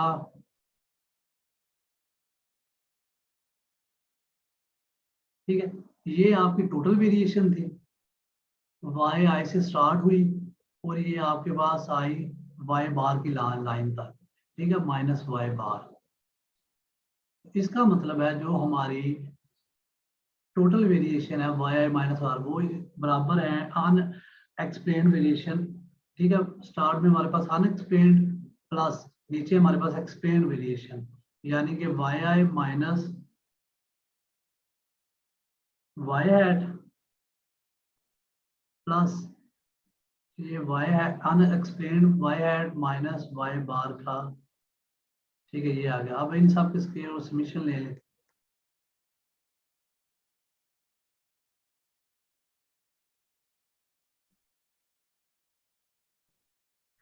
ठीक है, अब कोफिशिएंट ऑफ जो ये है हमारे पास डिटर्मिनेशन, ये हमें डाटा के अंदर वेरिएबिलिटी बता रहा है कि डिपेंडेंट वेरिएबल के अंदर जो वेरिएशन है वो इंडिपेंडेंट वेरिएबल की वजह से कितनी परसेंट आ रही है।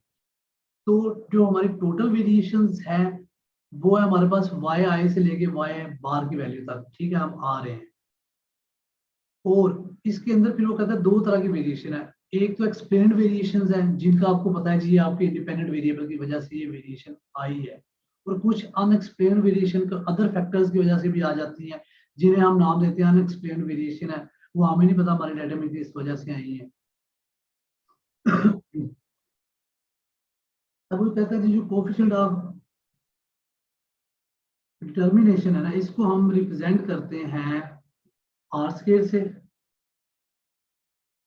और इसका फार्मूला होता है हमारे पास explained variation divided by total variation.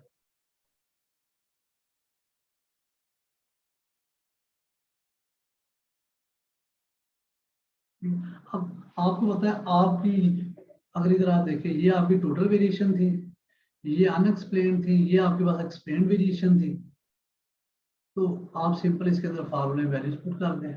Explained variation आपके पास क्या थी, summation y hat minus y बार का square divided by total variation कितनी थी हमारे पास, yi माइनस y बार का स्क्वायर।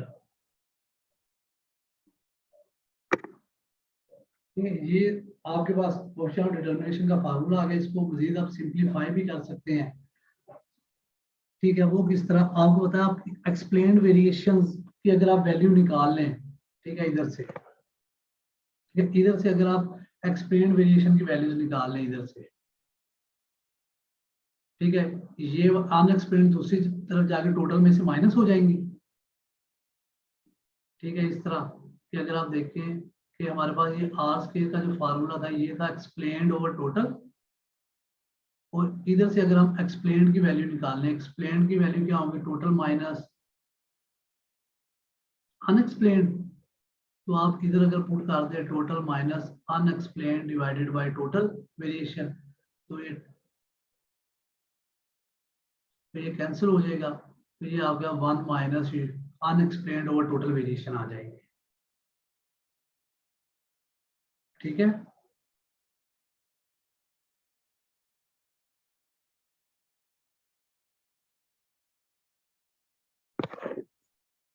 अब नेक्स्ट उसने इसी फार्मूले को सिंपलीफाई करके इसे ओपन करके लिख दिया है, और आपने in most of the cases याद भी इसे ही रखना है।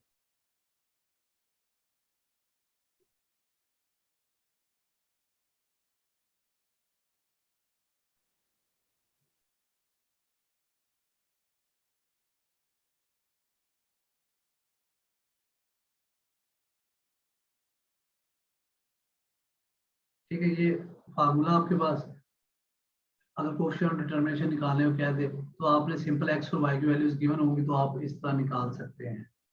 हाँ, अगर वो आपको कह दे जी टोटल वेरिएशन इतनी है उस फॉर्म में दे दे तो फिर आप ऊपर वाला फार्मूला यूज कर लेंगे। अगर वो हमें सीधा कहता है, जिस तरह 2020 में आई थिंक एक सवाल आया था सीएसएस में, उसने पूछा था कोएफिशिएंट, आप पहले उसने कहा जी रिग्रेशन लाइन फाइंड करें, उसका standard error of estimate find करें, आई थिंक वो लास्ट में उसने पूछा था कोएफिशिएंट ऑफ डिटरमिनेशन फाइंड करें। अब हमने सारा एक्स और वाई की वैल्यूज फाइंड आउट की हुई थी, सिंपल उधर ये फार्मूला लिखना था, फार्मूला लिख के इसके अंदर सिंपल वैल्यूज पुट करके 1 मिनट के अंदर ये सॉल्व हो जाना था। ठीक है, अभी जो आपको कोएफिशिएंट ऑफ डिटरमिनेशन है इसकी जो वैल्यू है आर स्क्वायर की, ठीक है, ये 0 से 1 के दरमियान होती है। ठीक है, अगर आर स्क्वायर की वैल्यू 0.63 है, ठीक है, 0.63, तो ये क्या शो करवाएगी जब आपने अपना आंसर को एक्सप्लेन भी करना है ना सवाल सॉल्व करने के बाद, तो आप बताएंगे जी हमारा डाटा के अंदर 63% variation independent variable is due to independent variable and the rest of the 37% variation is due to other factor which we don't know. ठीक है, इसमें किसी कोई इशू तो नहीं है? सर लास्ट वाली पॉइंट रिपीट कर दे सर। हाँ, इधर हमारे पास जो कोएफिशिएंट ऑफ डिटर्मिनेशन की आप फाइनल वैल्यू आपने निकाली 0.63। तो मैंने आपको शुरू में बताया था कि जो क्वेश्चन डिटर्मिनेशन है ये हमें बताता है कि हमारे डाटा के अंदर वेरिएशन जो है वो डिपेंडेंट वेरिएबल के अंदर वेरिएशन इंडिपेंडेंट वेरिएबल की वजह से कितनी है। तो अगर आपका क्वेश्चन डिटर्मिनेशन 0.63 आया है तो ये शो करवाएगा आपके डिपेंडेंट वेरिएबल के अंदर 63% variation due to independent variable x है और रेस्ट जो 37% वो ड्यू टू अदर फैक्टर्स है जिनका हमें नहीं पता।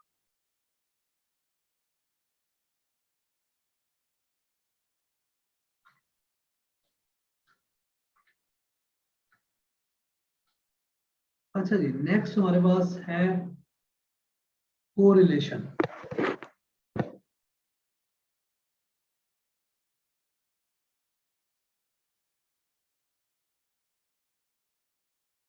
फिर इस तरह हमने रिग्रेशन देखा, रिग्रेशन हमें नेचर ऑफ रिलेशनशिप बताता था उनके दरमियान क्या है। तो कोरिलेशन हमें बेसिकली क्या बता रहा होता है, डिग्री ऑफ रिलेशनशिप।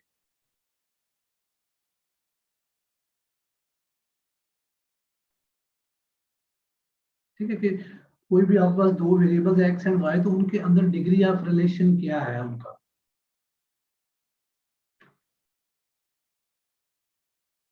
ठीक है, वो आपस में कितना कोरिलेट है कितना नहीं कोरिलेट है। ठीक है, इसका हमारे पास एक सिंपल सा फार्मूला है पियर्सन, उसे हम कहते हैं Pearson product movement correlation coefficient. ठीक है, Pearson product movement correlation coefficient. इसका सिंपल सा जो हमें फार्मूला जो हमने ज़हन में रखना है वो ये है, n summation x y minus summation x y divided by n summation x square minus summation x whole का स्क्वायर। इसी तरह नीचे हो जाएगा n summation y square minus summation y का होल का स्क्वायर। तो इसके अंदर आप सिंपल अपने एक्स एक्स वाई सारी वैल्यूज पुट करेंगे तो आपके पास आपका प्रोडक्ट मूवमेंट कोएफिशिएंट आ जाएगा, कोरिलेशन कोएफिशिएंट आ जाएगा। और इसकी वैल्यू भी जो आर की वैल्यू है ये भी 1 से 0 के दरमियान होगी और हमें ये यही बताएगी कि जी ये जो हमारी दो वैल्यू है ये इतने परसेंट कोरिलेटेड है। अगर लेट्स सपोज 70 आर की आपकी वैल्यू आ गई है 0.74 तो आप बताएंगे जी जो आपका डाटा है एक्स एंड वाई आपस में 74% कोरिलेटेड है।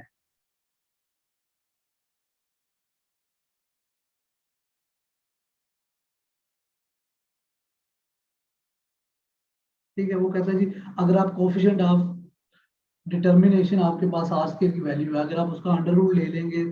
ठीक है, कोएफिशिएंट ऑफ डिटर्मिनेशन हमारे पास आर स्क्वायर था ना, अगर आप उसका देखें। ठीक है, वो कहता है अगर आप इसका आर स्क्वायर का अंडर रूट ले लेंगे तो उस सूरत में भी आपके पास कोरिलेशन की वैल्यू आ जाएगी। अब कुछ प्रॉपर्टीज है कोरिलेशन की।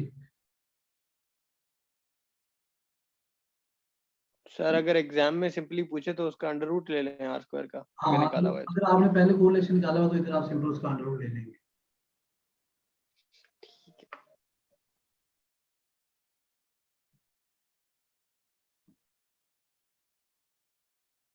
ठीक है, प्रॉपर्टीज ऑफ कोरिलेशन है, ये बहुत अहम है थ्योरी के हवाले से। वो कहता है कि पहली प्रॉपर्टी है हमारे पास कि जो आपका कोरिलेशन है it is symmetrical with respect the variable x and y. अब सिमेट्रिकल का क्या मतलब है कि आर जो है वो सिमेट्रिकल है with respect to x and y. वो कहता है चाहे आप आर एक्स वाई फाइंड करें या r y on x find करें जवाब सेम आएगा। ठीक है, तो इसका मतलब क्या हुआ, ये हमें क्या शो करवा रहा है, ये यही शो करवा रहा है कि ये जो हमारे एक्स एंड वाई है, इसके अंदर हम किसी भी वेरिएबल को एक्स ले सकते हैं, किसी को भी वाई ले सकते हैं। ठीक है, इसके अंदर डिपेंडेंट और इंडिपेंडेंट वेरिएबल का कोई असर नहीं होता।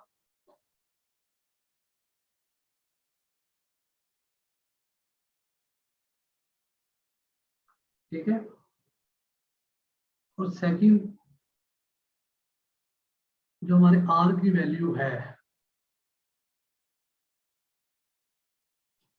कि +1 से -1 तक आएगी। मैंने आपको ऊपर 0 तो नहीं बताया?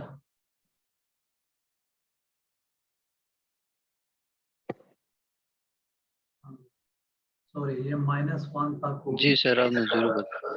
इसकी वैल्यू -1 से +1 के दरमियान ही होगी। ठीक है, कोएफिशिएंट ऑफ कोरिलेशन की। और आर जो है आपका independent of origin and scale है।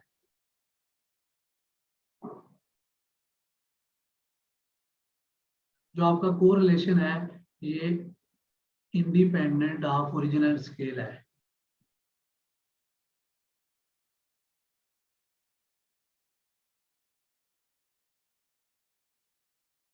ठीक है, जो आपका रिग्रेशन था वो independent of origin and scale नहीं था। ठीक है, इसलिए उधर हमें एक्स और वाई की वैल्यूज का बड़ा ख्याल रखना पड़ता था। हमने एक्स डिपेंडेंट वेरिएबल कौन सा लेना है और इंडिपेंडेंट। लेकिन ये जो आपका कोरिलेशन है ये independent of origin and scale होता है। वो किस तरह? ये जो आपका आर एक्स वाई है, ठीक है, ये आर यू वी के बराबर आ जाएगा इन एंड। ठीक है, अगर उधर आप कर रहे थे, आपके पास उधर क्या था, समीशन एक्स वाई था ना, इधर समीशन ये आ गया, summation x y minus summation u summation v divided by n summation u square minus summation u का स्क्वायर। ठीक है, इसी तरह आप लिख लें n summation v square minus summation v का स्क्वायर। तो आप जब x को y में चेंज करेंगे उसका ओरिजिन एंड स्केल, तो r की वैल्यू के ऊपर कोई फर्क नहीं पड़ेगा। जब u और v के अंदर जाकर उसकी वैल्यू सेम ही रहेगी। ठीक है, आगे इसकी फोर्थ प्रॉपर्टी है। ठीक है, अब आप इसको सिंपली सॉल्व भी कर सकते हैं इस प्रॉपर्टी को। ठीक है, आपने u लेट कर लिया x माइनस ए ओवर एच और v लेट कर लिया है कि y माइनस बी ओवर के। तो सिंपल आपका जो आर एक्स वाई है उसके अंदर लिख के आप इधर से x और y की वैल्यू निकाल लेंगे। ठीक है, इधर से x की वैल्यू हो जाएगी a प्लस एच यू, इधर से y की वैल्यू हो जाएगी b प्लस बी के। तो आप जिधर जिधर x है और y है उधर सिंपल आपने ये वैल्यूज पुट कर देनी है और आप इनको ओपन करेंगे, प्लस माइनस करेंगे तो आपके पास यही फॉर्म आएगी आर यू वी।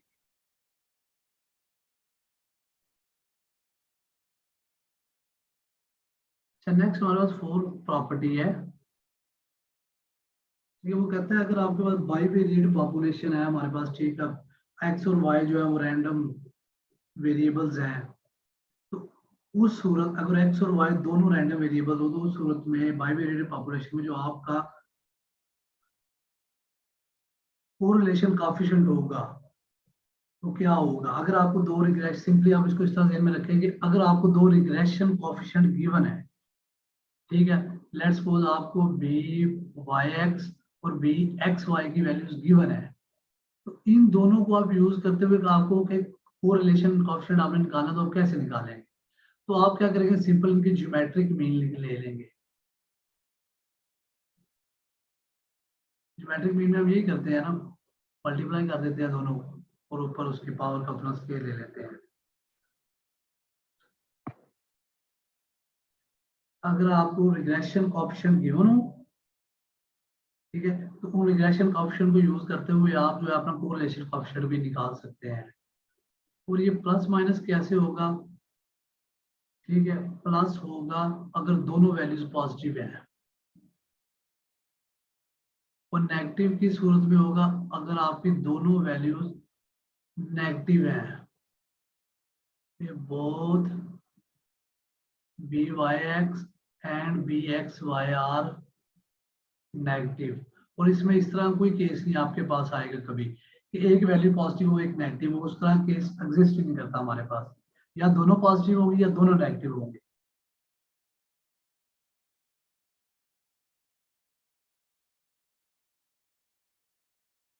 और इसको यूज करते हुए आप अपनी रिग्रेशन इक्वेशन भी निकाल सकते हैं। वो किस तरह,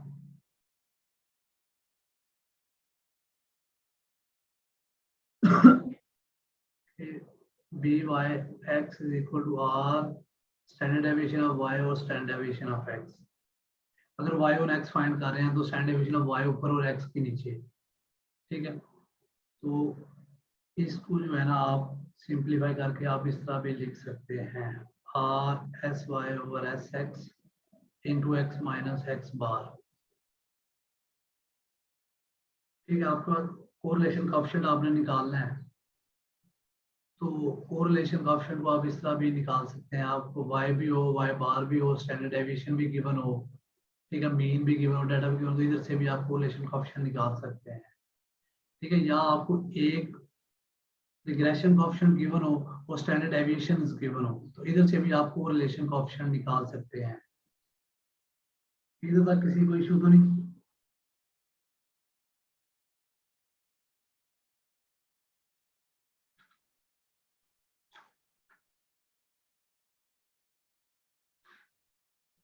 अच्छा, अब नेक्स्ट है हमारे पास कोरिलेशन कोएफिशिएंट। अगर ग्रुप डाटा आ जाए तो उसका हमने किस तरह निकालना है?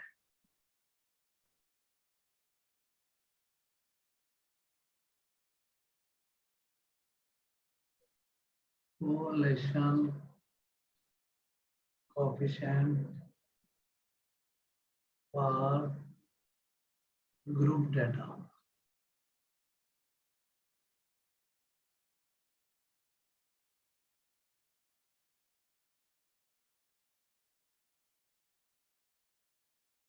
अब हमें ग्रुप डाटा गिवन है, तो हमें पता है फार्मूले के अंदर तो सिंपल फ्रीक्वेंसी मल्टीप्लाई हो जाएगी। जो कोरिलेशन कोएफिशिएंट का फार्मूला है उसके अंदर तो सिंपल हमारी जो फ्रीक्वेंसी है वो मल्टीप्लाई हो जाएगी। ठीक है, लेकिन हमने इसे फाइंड आउट किस तरह करेंगे? ठीक है, इसकी फार्मूला पहले आप देख ले, फिर उसके बाद मैं एग्जांपल करता हूँ ताकि आपको डायरेक्ट उधर से इसकी समझ आ जाए। ठीक है, r n summation x y था ना, तो इधर क्या सिंपल फ्रीक्वेंसी मल्टीप्लाई हो जाएगी हमारे पास, माइनस ये समेशन एक्स था इधर, इसके साथ भी फ्रीक्वेंसी मल्टीप्लाई हो जाएगी। ठीक है, ये आगे समेशन वाई था तो इसके साथ भी फ्रीक्वेंसी मल्टीप्लाई हो जाएगी, और नीचे भी इसी तरह होगा कि एन समेशन एफ एक्स का square minus summation f x square, और इसी तरह समेशन एफ वाई का square minus summation f y whole का स्क्वायर। तो फार्मूले के अंदर सिंपल हमने फ्रीक्वेंसी को मल्टीप्लाई कर दिया। अब हमने इनकी वैल्यूज किस तरह निकाली है, ये एफ वाई, ठीक है, इसको हम देख लेते हैं। ठीक है, आप एग्जांपल देखिए 10.8।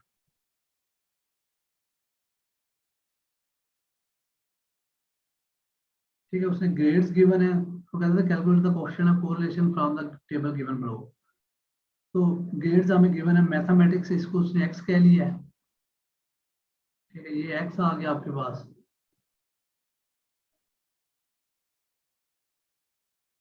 ठीक है, और ये आपके पास वाई आ गए जो ग्रेड्स इन स्टैटिक्स हैं। ठीक है, उसने कहा ये 90 से 99 है, ये 80 से 89 है, तो ये 70 से 79 है, और ये 60 से 69 है।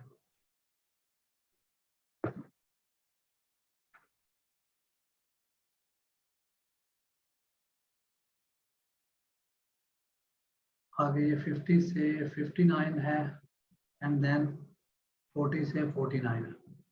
और इसी तरह आप अपना वो लिख लें, ये कितनी है हमारे पास x की वैल्यूज, ये 40 से 49, ठीक है, आगे 50 से 59, आगे 60 से 69, 70 से 79, 80 से 89 और आगे 90 से 99।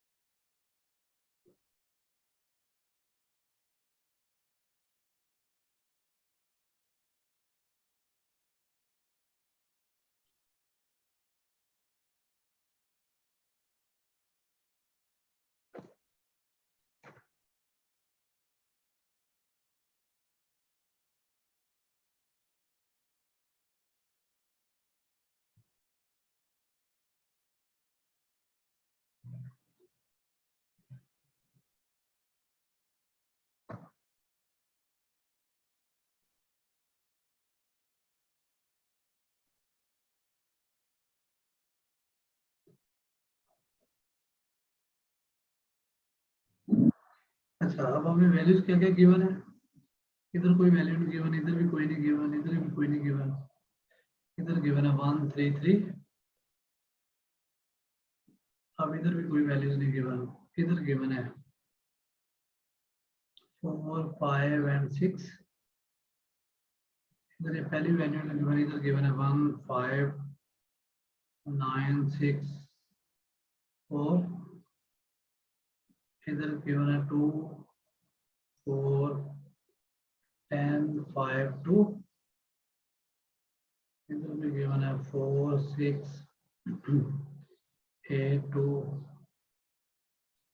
और इधर भी 4 5 1। सर दूसरे वाले कॉलम में 465 है। Sorry, thank you, 465। अच्छा अब देखेंगे टोटल भी गिवन है हमें, टोटल भी लिख लेते हैं एक दफा, ठीक है, ये 7 है, ये 15 है, ये 25 है, ये 23 है, ये 20 है, ये 10 है। और हम इधर आए, इधर भी टोटल गिवन है 10 16 24 21 17 एंड 12। ठीक है, ये हमने जो है ना टोटल भी लिख लिया, समझ लीजिए फ्रीक्वेंसी आ गई इसकी।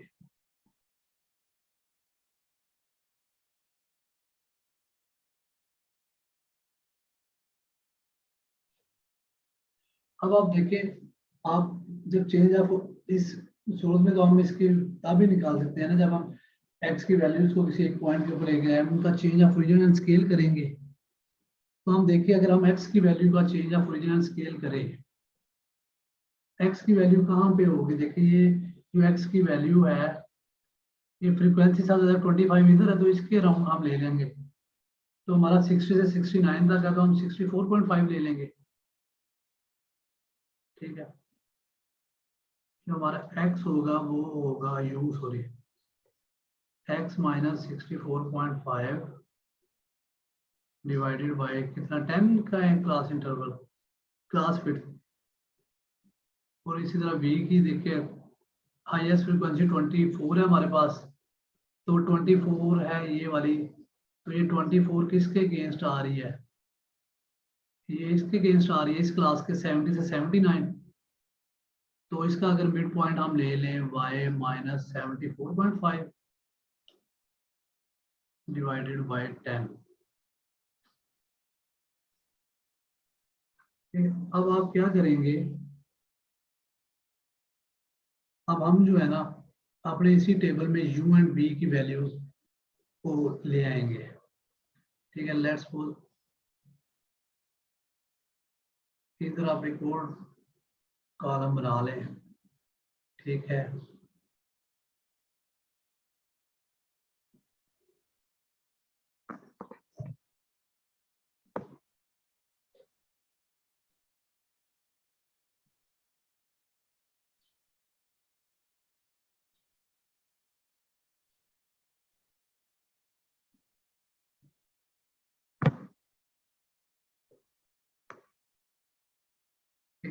तो ये जो आपका कॉलम इधर आप बना लें, ये ऊपर,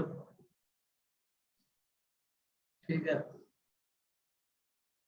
ये u होगा, ये v हो जाएगा, इधर आपकी कॉरस्पॉन्डिंगली वैल्यू सारी आ जाएंगी, ठीक है। तो u की वैल्यू लेट्स सपोज इधर आपने u हमारे पास क्या था, x माइनस कितना था, 64.5, तो 64.5 x की वैल्यू इधर क्या आएगी, मिड पॉइंट हम ले लेंगे ना, तो इसमें मिड पॉइंट क्या होगा हमारा 44.5, 44.5 माइनस 64.5 डिवाइड बाय 10 करेंगे तो -2 आ जाएगा, ठीक है। इधर -1 आ जाएगा, इधर 0 आ जाएगा, इधर 1 आ जाएगा, इधर 2 आ जाएगा और इधर 3 आ जाएगा।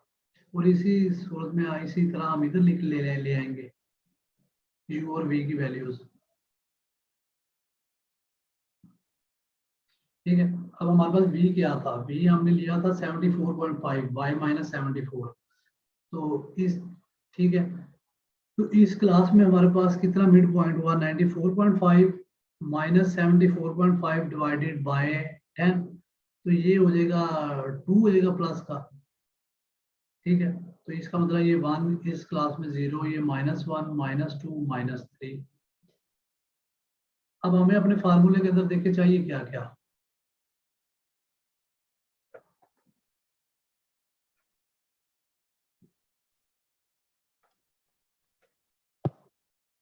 ठीक है।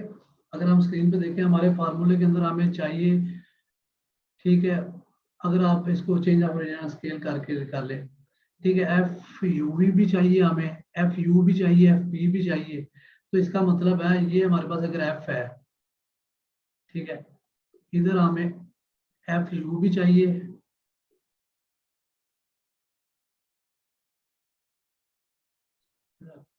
एफ वी की वैल्यू इधर आ जाएगी क्योंकि ये इस तरह कॉलम में रोज में, ठीक है।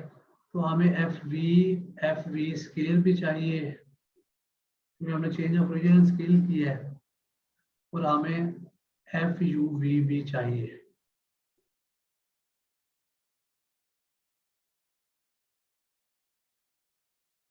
और इसी तरह नीचे भी हमें चाहिए, हमारे पास एफ तो है, ठीक है। अब हमें यू के लिए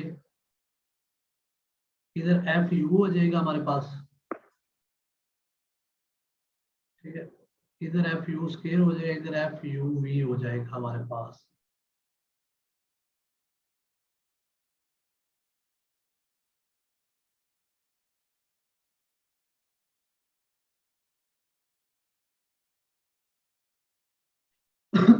अब आप देखें, आपने जब एफ वी निकालना है तो आप देखें एफ वी निकालने के लिए ये जो है आपके पास एफ कितना है 10 है, और इस क्लास के कॉरस्पॉन्डिंगली वी कितना है, वी हमारे पास ये 2 है, तो 10 इंटू 2 कितना हो गया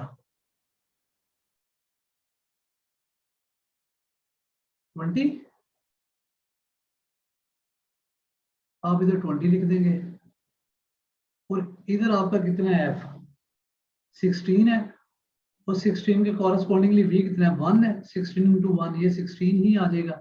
ये 24 है लेकिन उधर 0 है, तो ये कॉलम ऐसे ही 0 हो गया, ये 21 है उधर 1 है, ये -21 हो गया, ये 17 है उधर v की वैल्यू -2 है तो -34 होगी, ये 12 है तो उधर -3 है, तो ये कितना हो गया, ये -36 हो गया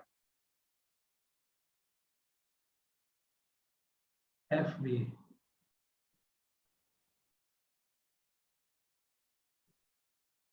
अब आप एफ वी का स्केल लें, v का स्केल लेके उसे f से मल्टीप्लाई करें, 2 का स्केल कितना 4 इंटू 10 40, ठीक है, 1 का स्केल 1 ही रहेगा तो 16, ये भी 16 ही आ जाएगा, ये 0 ही रहेगा, तो -1 का स्केल +1 और -1 से मल्टीप्लाई करेंगे तो कितना -21 ही रहेगा, ठीक है। अब -2 का स्केयर तो +4 हो जाएगा लेकिन ये -34 है,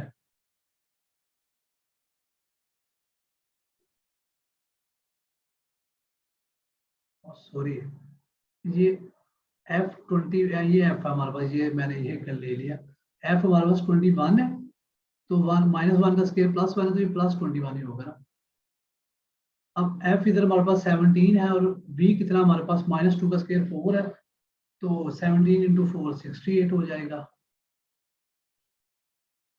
इधर f 12 है और v हमारे पास कितना 3 का स्क्वायर 9 है, तो 9 को 12 से मल्टीप्लाई करेंगे तो 108 हो जाएगा।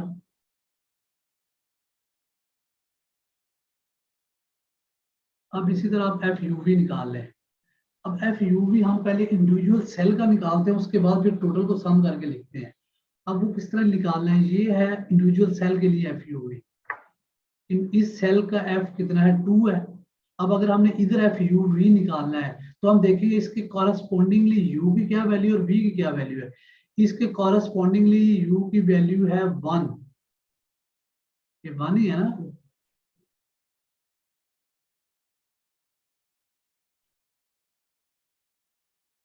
और इसके कॉरस्पॉन्डिंगली v की क्या वैल्यू है, ये इसके कॉरस्पॉन्डिंगली आप देखिए v की वैल्यू कितनी है 2 है। तो हमने निकालना है एफ यू वी इस कॉलम का, ठीक है। एफ यू वी एफ कितना है 2 है और इस कॉलम के इस एंट्री 2 के अगेंस्ट जो u है वो 1 है और इसी एंट्री u के अगेंस्ट जो v है वो 2 है। तो आप इन सबको मल्टीप्लाई कर दे आपस में, कितना बनेगा 2 इंटू 1 इंटू 2 4 बन गया। तो हम ऊपर साइड पे लिख देंगे 4। इसी तरह हम इस 4 के लिए भी निकाल लेते हैं, ठीक है। इस 4 के कॉरस्पॉन्डिंगली u की वैल्यू 2 है और v की वैल्यू भी 2 है। तो 4 इंटू 2 इंटू 2 यानी कि 4 इंटू 2 8 8 इंटू 2 16। तो इसके कॉरस्पॉन्डिंगली जो वैल्यू होगी वो 16 आ जाएगी। अब इसके कॉरस्पॉन्डिंगली भी निकाल लें। इसके कॉरस्पॉन्डिंगली 4 के कॉरस्पॉन्डिंगली u की वैल्यू 3 है और v की 2 ही रहेगी। 4 इंटू 2 8 8 इंटू 3 कितना हो गया 24। अब इस तरह आपने हर एक की गेंद निकाल लेनी है। ये जो 1 है इसके अगेंस्ट निकाल ले, ठीक है। ये वैसे 0 आ जाएगी क्योंकि इसके ऊपर देखिए u की वैल्यू 0 है, तो जब उसे मल्टीप्लाई करेंगे तो अब ये वैसे 0 हो जाएगी। जब 5 के अगेंस्ट निकाल लेंगे ये भी 0 आ जाएगी। तो इसका मतलब है ये सारी वैल्यू 0 ही होंगी क्योंकि ऊपर u की वैल्यू 0 है। और इसी तरह v के अगेंस्ट देख रहे जो वैल्यूज v के अगेंस्ट है वो भी सारी 0 होगी, ये वाली। और जो रिमेनिंग रहेंगे वो आप फाइंड आउट कर लें। ये 1 है तो इसके अगेंस्ट u की वैल्यू -2 है, v की -1 है, तो -2 इंटू -1 +2। फिर इस 1 से फ्रीक्वेंसी से मल्टीप्लाई कर दे तो ये प्लस का 2 ही आ जाएगा ऊपर, ठीक है। फिर इस 3 को मल्टीप्लाई करें -2 प्लस का 4 प्लस के 4 को 3 से मल्टीप्लाई करेंगे 12 आ जाएगा, ठीक है। फिर इस 3 को -2 और -3 -6 को 3 से मल्टीप्लाई करेंगे 18 आ जाएगा, ठीक है। इसी तरह आपने इस कॉलम के लिए निकाल लेनी है 4 6 5। तो इसके लिए इधर कितना 4 आ जाएगा, इधर कितना आ जाएगा 12 और इधर आ जाएगा 15।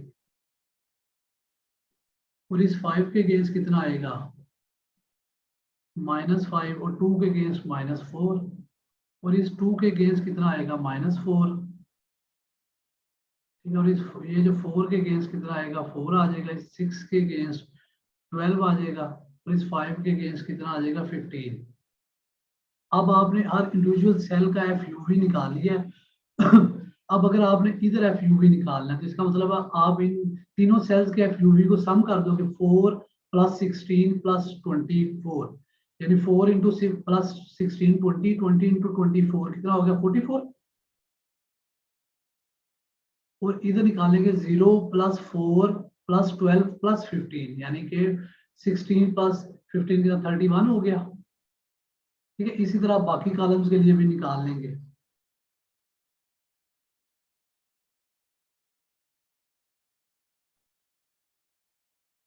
और इसी तरह आप एफ यू नीचे भी कर लेंगे, सम आउट कर लेंगे, ठीक है। अब इधर आप इन तीनों को इस तरह ऐड कर लेंगे कॉलम वाइज जब आपने एफ यू निकालना है। तो ये कितना 2 इंटू 12 14 14 इंटू 18 कितना हो गया 32। और फिर इसको भी सम कर लेंगे 4 इंटू 12 16 इंटू 5 31 आ गया।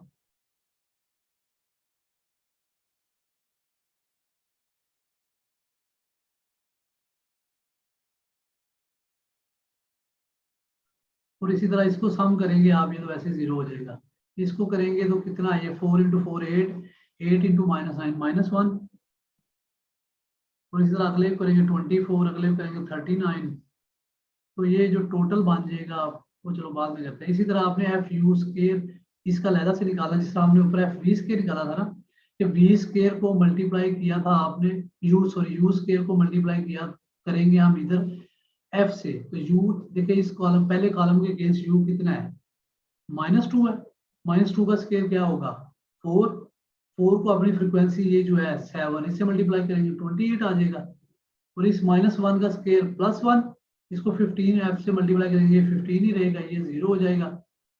और ये 1 है, 1 का स्केयर 1 ही रहेगा, तो इसको फ्रीक्वेंसी 23 से मल्टीप्लाई करेंगे 23 ही रहेगा। ये 2 का स्केयर 4 है, इसको 20 से मल्टीप्लाई करेंगे 80 हो जाएगा। और ये 3 का स्केयर 9 है, तो 10 से मल्टीप्लाई करेंगे तो 90 हो जाएगा। तो एफ यू वी जो अब इस आपने इस कॉलम के लिए निकालना है,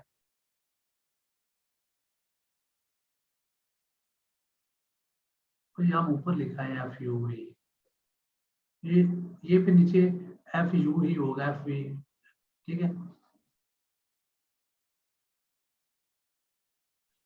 एफ यू अगर आपने निकालना सिंपल, एफ को यू से मल्टीप्लाई कर दे, एफ कितना है 7 है, यू कितना है -2 है, -14, ठीक है, -15, ये वैसे 0 हो गया। 23 इंटू 1 23, 20 इंटू 2 40, 10 इंटू 3 30।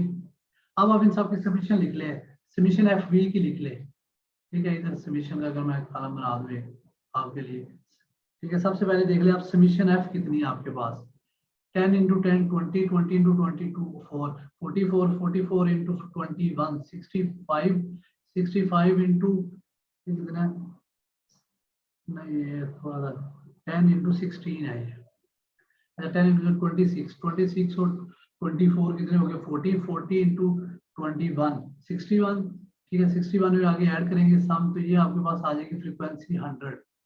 और ये जो आपकी फ्रीक्वेंसी है इनको भी सम करेंगे 100 ही आएगी। 7 into 25 into 15 40, 40 into 7 47, 47 into 23 plus 23, तो ये 70 होगा, 70 इंटू 20 19 और 10 100, ये 100 होगा। अब एफ यू की समीशन लिख लें, एफ वी की सॉरी एफ वी की जो समीशन है आपके पास वो आ जाएगी -55, एफ वी स्केयर की समीशन 253, एफ यू वी की समीशन 125। और इसी तरह आप इनकी भी समीशन लिख लें, इधर एफ यू वी की समीशन आप लिख लें, तो ये एफ यू वी की समीशन 125 आएगी। तो एक चीज आपने ज़हन में रखनी है, आपकी ये दोनों समीशन सेम आएंगी। अगर ये दोनों सेम नहीं आएंगी इसका मतलब आपने कैलकुलेशन में गलती की हुई है, तो इसको आपने हमेशा ज़हन में रखना है। तो एफ यू स्केयर जो है आपके पास वो कितना है 236, और एफ यू कितना है आपके पास 64। अब देखिए आपके पास सारी वैल्यूज आ गई हैं, ठीक है। ये जो फार्मूला था इसके अंदर सारी वैल्यूज आ गई हैं आपके पास। सिंपल अब आपने क्या करना है, वैल्यूज पुट करनी है और आपका जवाब आ जाना है। पर मैं आपको इधर लिख दूं r is equal to n, ठीक है। एन आपका आपको पता है इधर ग्रुप फ्रीक्वेंसी में आपकी फ्रीक्वेंसी होती है वो है 100। समीशन एफ यू वी, ठीक है, एफ यू वी कितना आपका 125। आगे समीशन एफ यू, ठीक है, एफ यू 64 है, और एफ वी कितना है वो -55 है।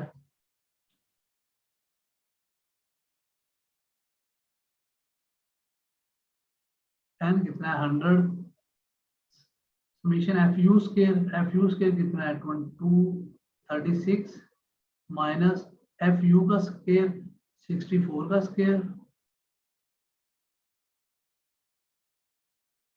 ठीक है। इसी तरह इधर एन 100, एफ वी का स्केयर कितना है 253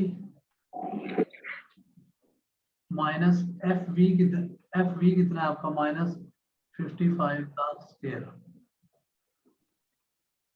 ठीक है। इसे आप सॉल्व करेंगे तो ये आपका आ जाएगा कोएफिशिएंट ऑफ कोरिलेशन 0.77। अब इसमें किसी को इशू ग्रुप फ्रीक्वेंसी से आपने किस तरह अपना कोएफिशिएंट ऑफ कोरिलेशन निकालना है,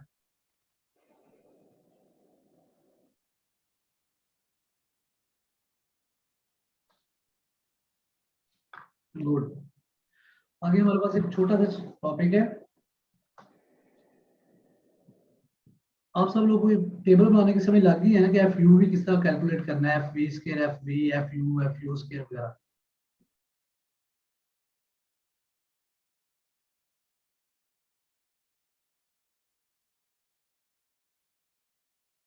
कोई समझ नहीं आई किसी को?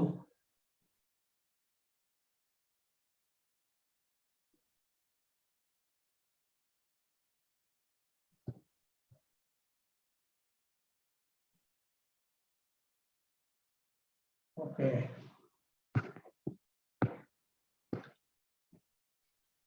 बाकी भी अगर बता देंगे तो कोई मसला नहीं होगा।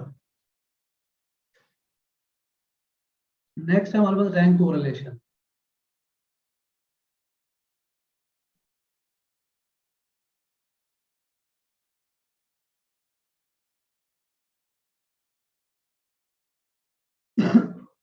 ये अब पीछे तो हमने जो भी कोरिलेशन निकाला है उसमें हमने रैंक शैंक इस तरह किसी चीज को हमने नहीं देखा, लेकिन कई जगह इस तरह आ जाता है कि हमें चीजों को ऑर्डिनल डाटा यानी कि उनका जो रैंकिंग है उसके मुताबिक ही हमें उनको सॉल्व आउट करना पड़ता है। तो उस सूरत में जब हम चीजों को उनका रैंक देख के सॉल्व करेंगे, ठीक है, तो उसे हम कहते हैं रैंक कोरिलेशन। तो रैंक कोरिलेशन हम Spearman coefficient of rank correlation भी कहते हैं, ठीक है, स्पीयरमैन रैंक कोरिलेशन भी कहते हैं इसे। तो इसका फार्मूला होता है जी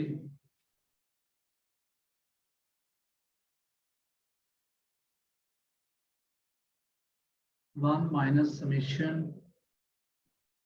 6 di square divided by n into n square minus 1, ठीक है। और इसकी वैल्यू भी होती है +1 से -1 के दरमियान, ठीक है। अब di क्या है इधर, ठीक है, di हमारा डिफरेंस होगा हमारी x और y वैल्यूज का, ठीक है। n क्या होगा, नंबर ऑफ पेयर्स होंगे, ठीक है। लेट्स सपोज आपको ये एक सवाल गिवन है, ठीक है, x और y की वैल्यूज गिवन है 1 2 3 5 7 9 10 20। तो आपने जब भी इसका वो कहे जी इनका अगर आपने रैंक कोरिलेशन निकालना है तो हम क्या करेंगे, हम सिंपल अपना डी फाइंड इधर निकाल लेंगे, ठीक है। हाँ, अगर तो उसने सवाल में हमें एक चीज कह दी है जो कि वो बहुत कम कहता है, नहीं कहता कि आप सबसे पहले इनकी रैंकिंग करें। अगर तो रैंकिंग करनी हो तो फिर तो हम सबसे पहले इनकी रैंकिंग करें, लेकिन वो अभी इधर भी हमारे पास इतना नहीं है चीजें। वो जब आप नॉन पैरामीट्रिक पढ़ेंगे ना उधर वो चीजें ज्यादा आएंगी, ठीक है। जब आपको वसीम साहब पढ़ाएंगे ना नॉन पैरामीट्रिक जो चैप्टर 24 था आपका, तो उधर फिर इनके आप सबसे पहले रैंक को जो है ना एक ऑर्डर के अंदर ला के फिर उसके बाद इनको कैलकुलेट करते हैं, लेकिन इधर इतनी हमें जरूरत नहीं पड़ती क्योंकि मोस्ट ऑफ दी केसेस वो हमें डाटा ही इस तरह का देता है कि जिसके अंदर उनकी रैंकिंग हुई हुई हो, ठीक है। अब हमने डी इधर निकाला तो हमें पता है डी हमारा क्या है, एक्स आई माइनस वाई आई। तो हम 1 - 2 करेंगे -1, 3 - 5 करेंगे -2, 7 - 9 करेंगे -2, 10 - 20 करेंगे -10। इसका नीचे समीशन निकाल लेंगे, ये हो जाएगा -15, ठीक है। अब आपको पता है रैंक कोरिलेशन का फार्मूला 1 - 6 समीशन डी आई, इन सब का स्केयर भी ले लेंगे एक कॉलम में, ठीक है, उसकी समीशन इधर लिख देंगे। लेट्स सपोज वो कोई नंबर ए आता है तो हम क्या करेंगे, ठीक है, 6 को मल्टीप्लाई कर देंगे उस नंबर, लेट्स सपोज वो 100 आया तो हम 100 से मल्टीप्लाई कर दिया और नीचे डिवाइड कर दिया। n हमारे पास नंबर ऑफ पेयर्स कितने थे, 1 2 3 4, 4 इंटू n का स्केयर यानी 4 का स्केयर 16 - 1। तो इससे निकालेंगे जो जवाब आएगा वो आपका स्पीयरमैन कोएफिशिएंट रैंक कोरिलेशन आ जाएगा आपके पास।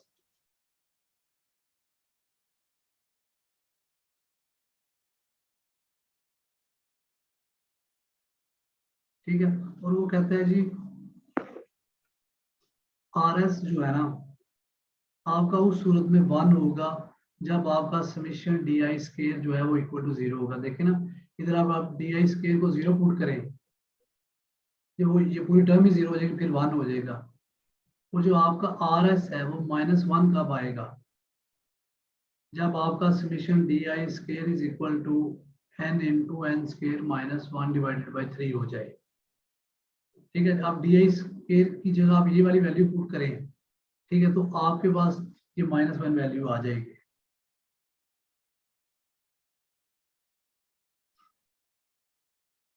ये अगर आप बुक की एग्जांपल देखें 10.10, तो इसके अंदर उसने देखें आपको डाटा ऑलरेडी रैंकिंग के अंदर ही गिवन है। एक्स की वैल्यूज कोई ना कोई रैंकिंग में गिवन है 1 2 3 4 5 6 7 टू अप टू 10। आगे rank correlation for tied ranks. ठीक है, अगर हमारे पास टाइड रैंक्स आ जाए,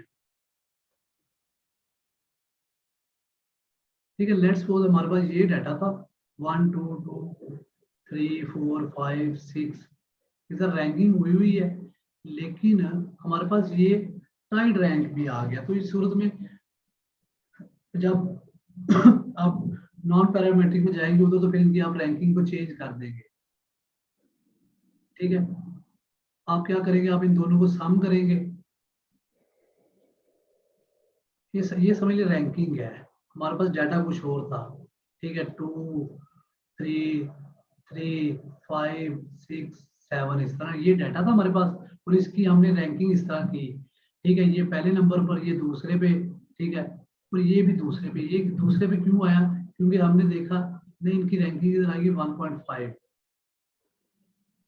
वो किस तरह आएगी कि हमने देखा कि ये दूसरे रैंक के ऊपर है और ये तीसरे रैंक के ऊपर है, तो हम क्या करेंगे 2 + 3 डिवाइडेड बाई 2 करेंगे, तो ये कितना होगा 5 डिवाइडेड बाई 2.5।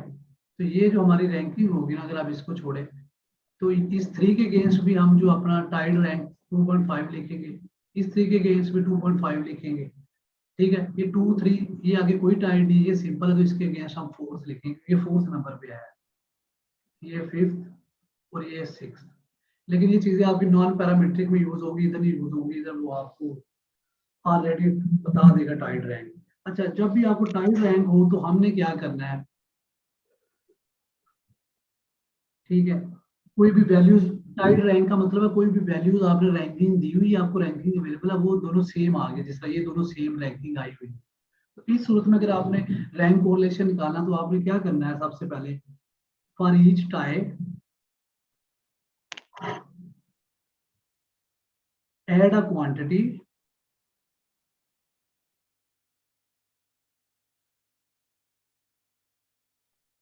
तो आपने क्या करना है, for each tie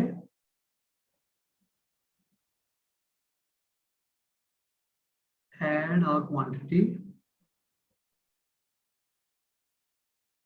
1/12 t cube minus T.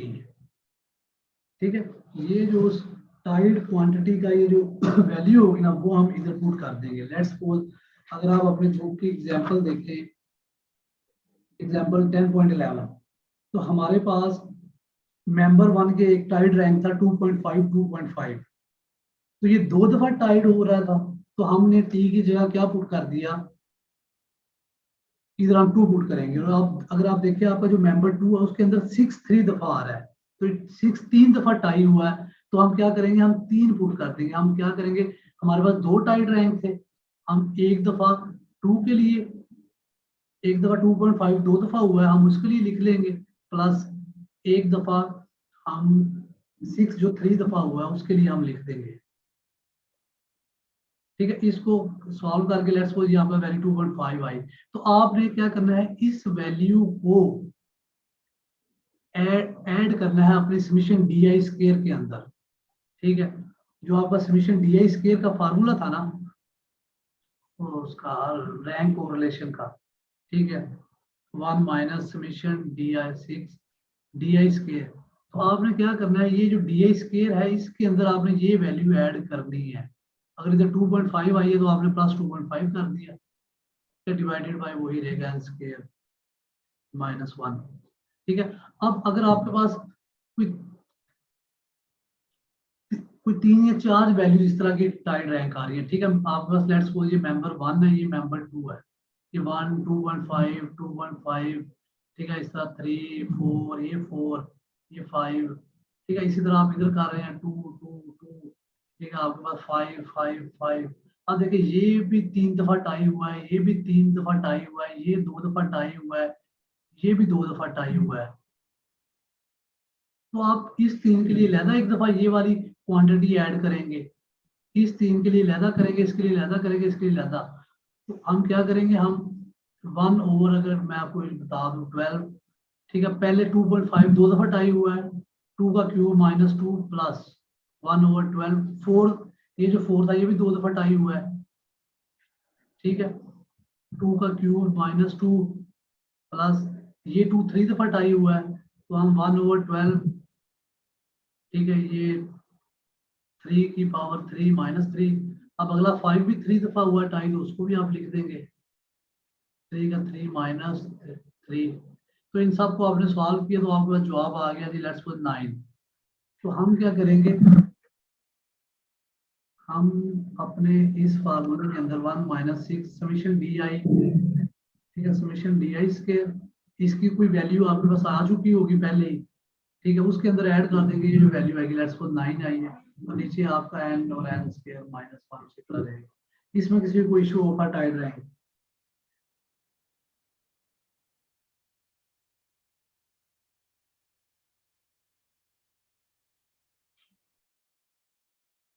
आप लोग सो तो नहीं जाते, बहुत खामोश रहते हैं।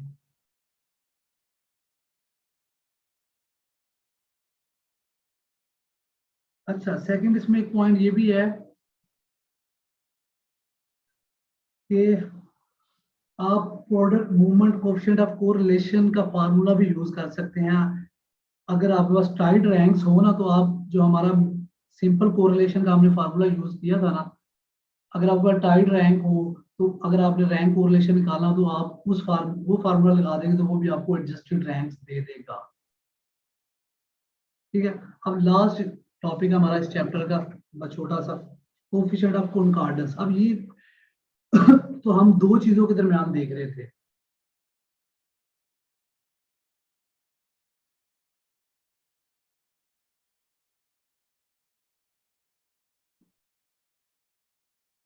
ठीक है, हम दो चीजों के दरमियान कोरिलेशन देख रहे थे या एग्रीमेंट देख रहे थे। अब अगर दो से ज्यादा चीजें हमारे पास आ गई हैं, ठीक है, तो उनके दरमियान हमने लेट्स सपोज 3 पेपर चेक कर रहे हैं, तो हमें किस तरह आइडिया होगा कि यार इन दोनों तीनों के दरमियान जो इन्होंने चेकिंग की है, ठीक है, वो सेम या एक जैसी चेकिंग की है। तो उसके लिए हम यूज करते हैं कोएफिशिएंट ऑफ कंकॉर्डेंस, ठीक है, वो मोर देन टू मेंबर्स के लिए, ठीक है, उनकी रैंकिंग को यूज करते हुए जो है ना, हमें उनके दरमियान जो एग्रीमेंट बताता है।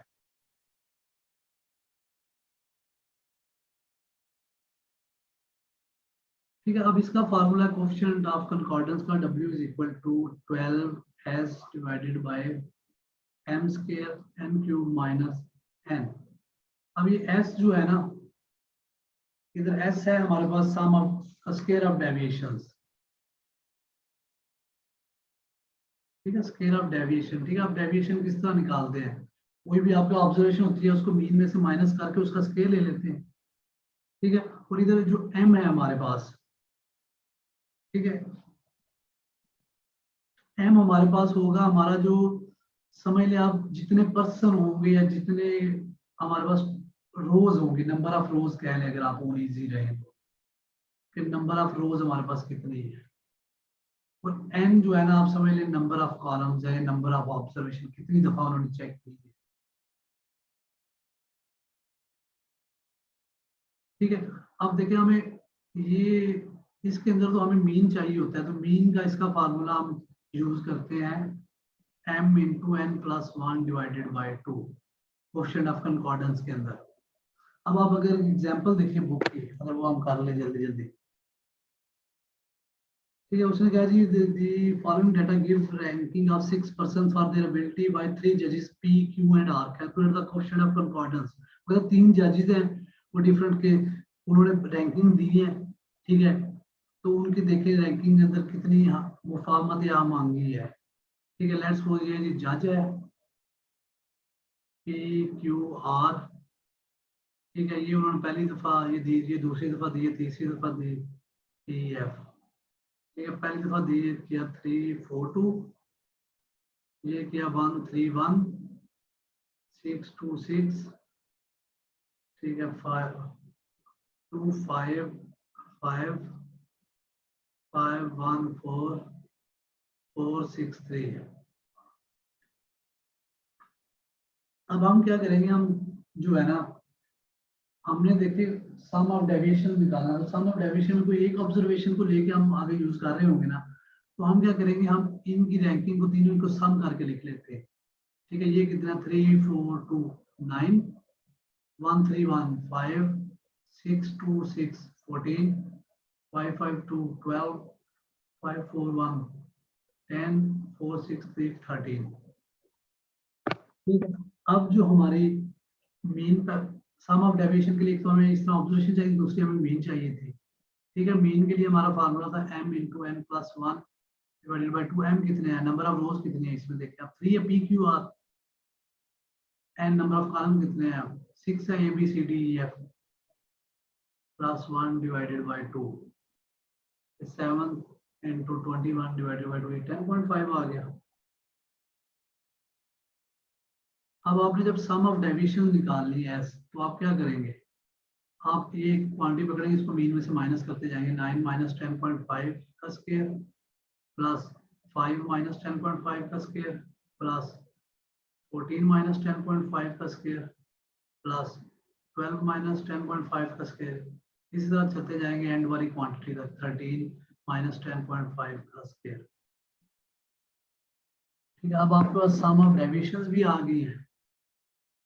ठीक है, लेट्स सपोज ये आपके पास आ गई 53.50, मीन भी है, आप फार्मूला में पुट कर दें value 12 into s divided by m square n cube minus n. 12 into ये 53.50 आ गया।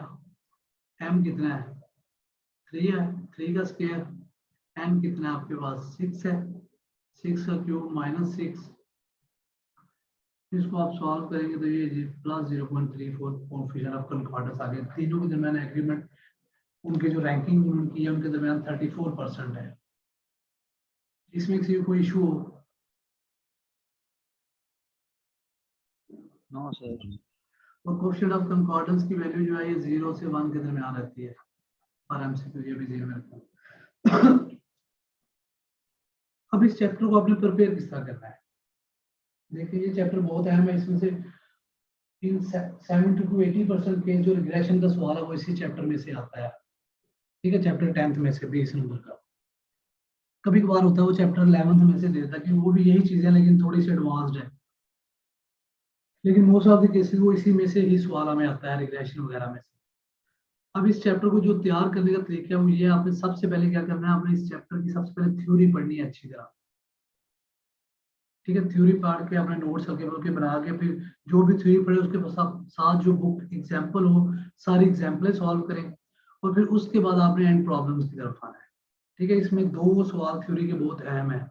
पहला लीस्ट स्क्वायर और प्रिंसिपल ऑफ लीस्ट स्क्वायर क्या होता है।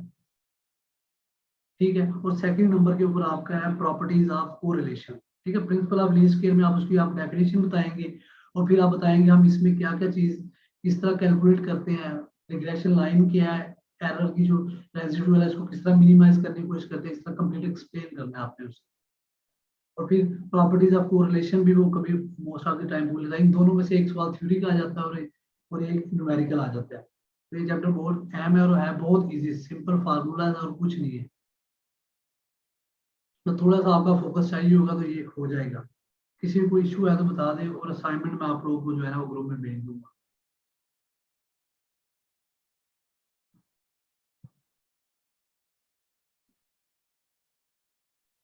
No sir. चलें ठीक है, फिर आई थिंक क्लास एंड करें फिर। ओके जी सर। अल्लाह हाफिज़। अल्लाह हाफिज़ सर।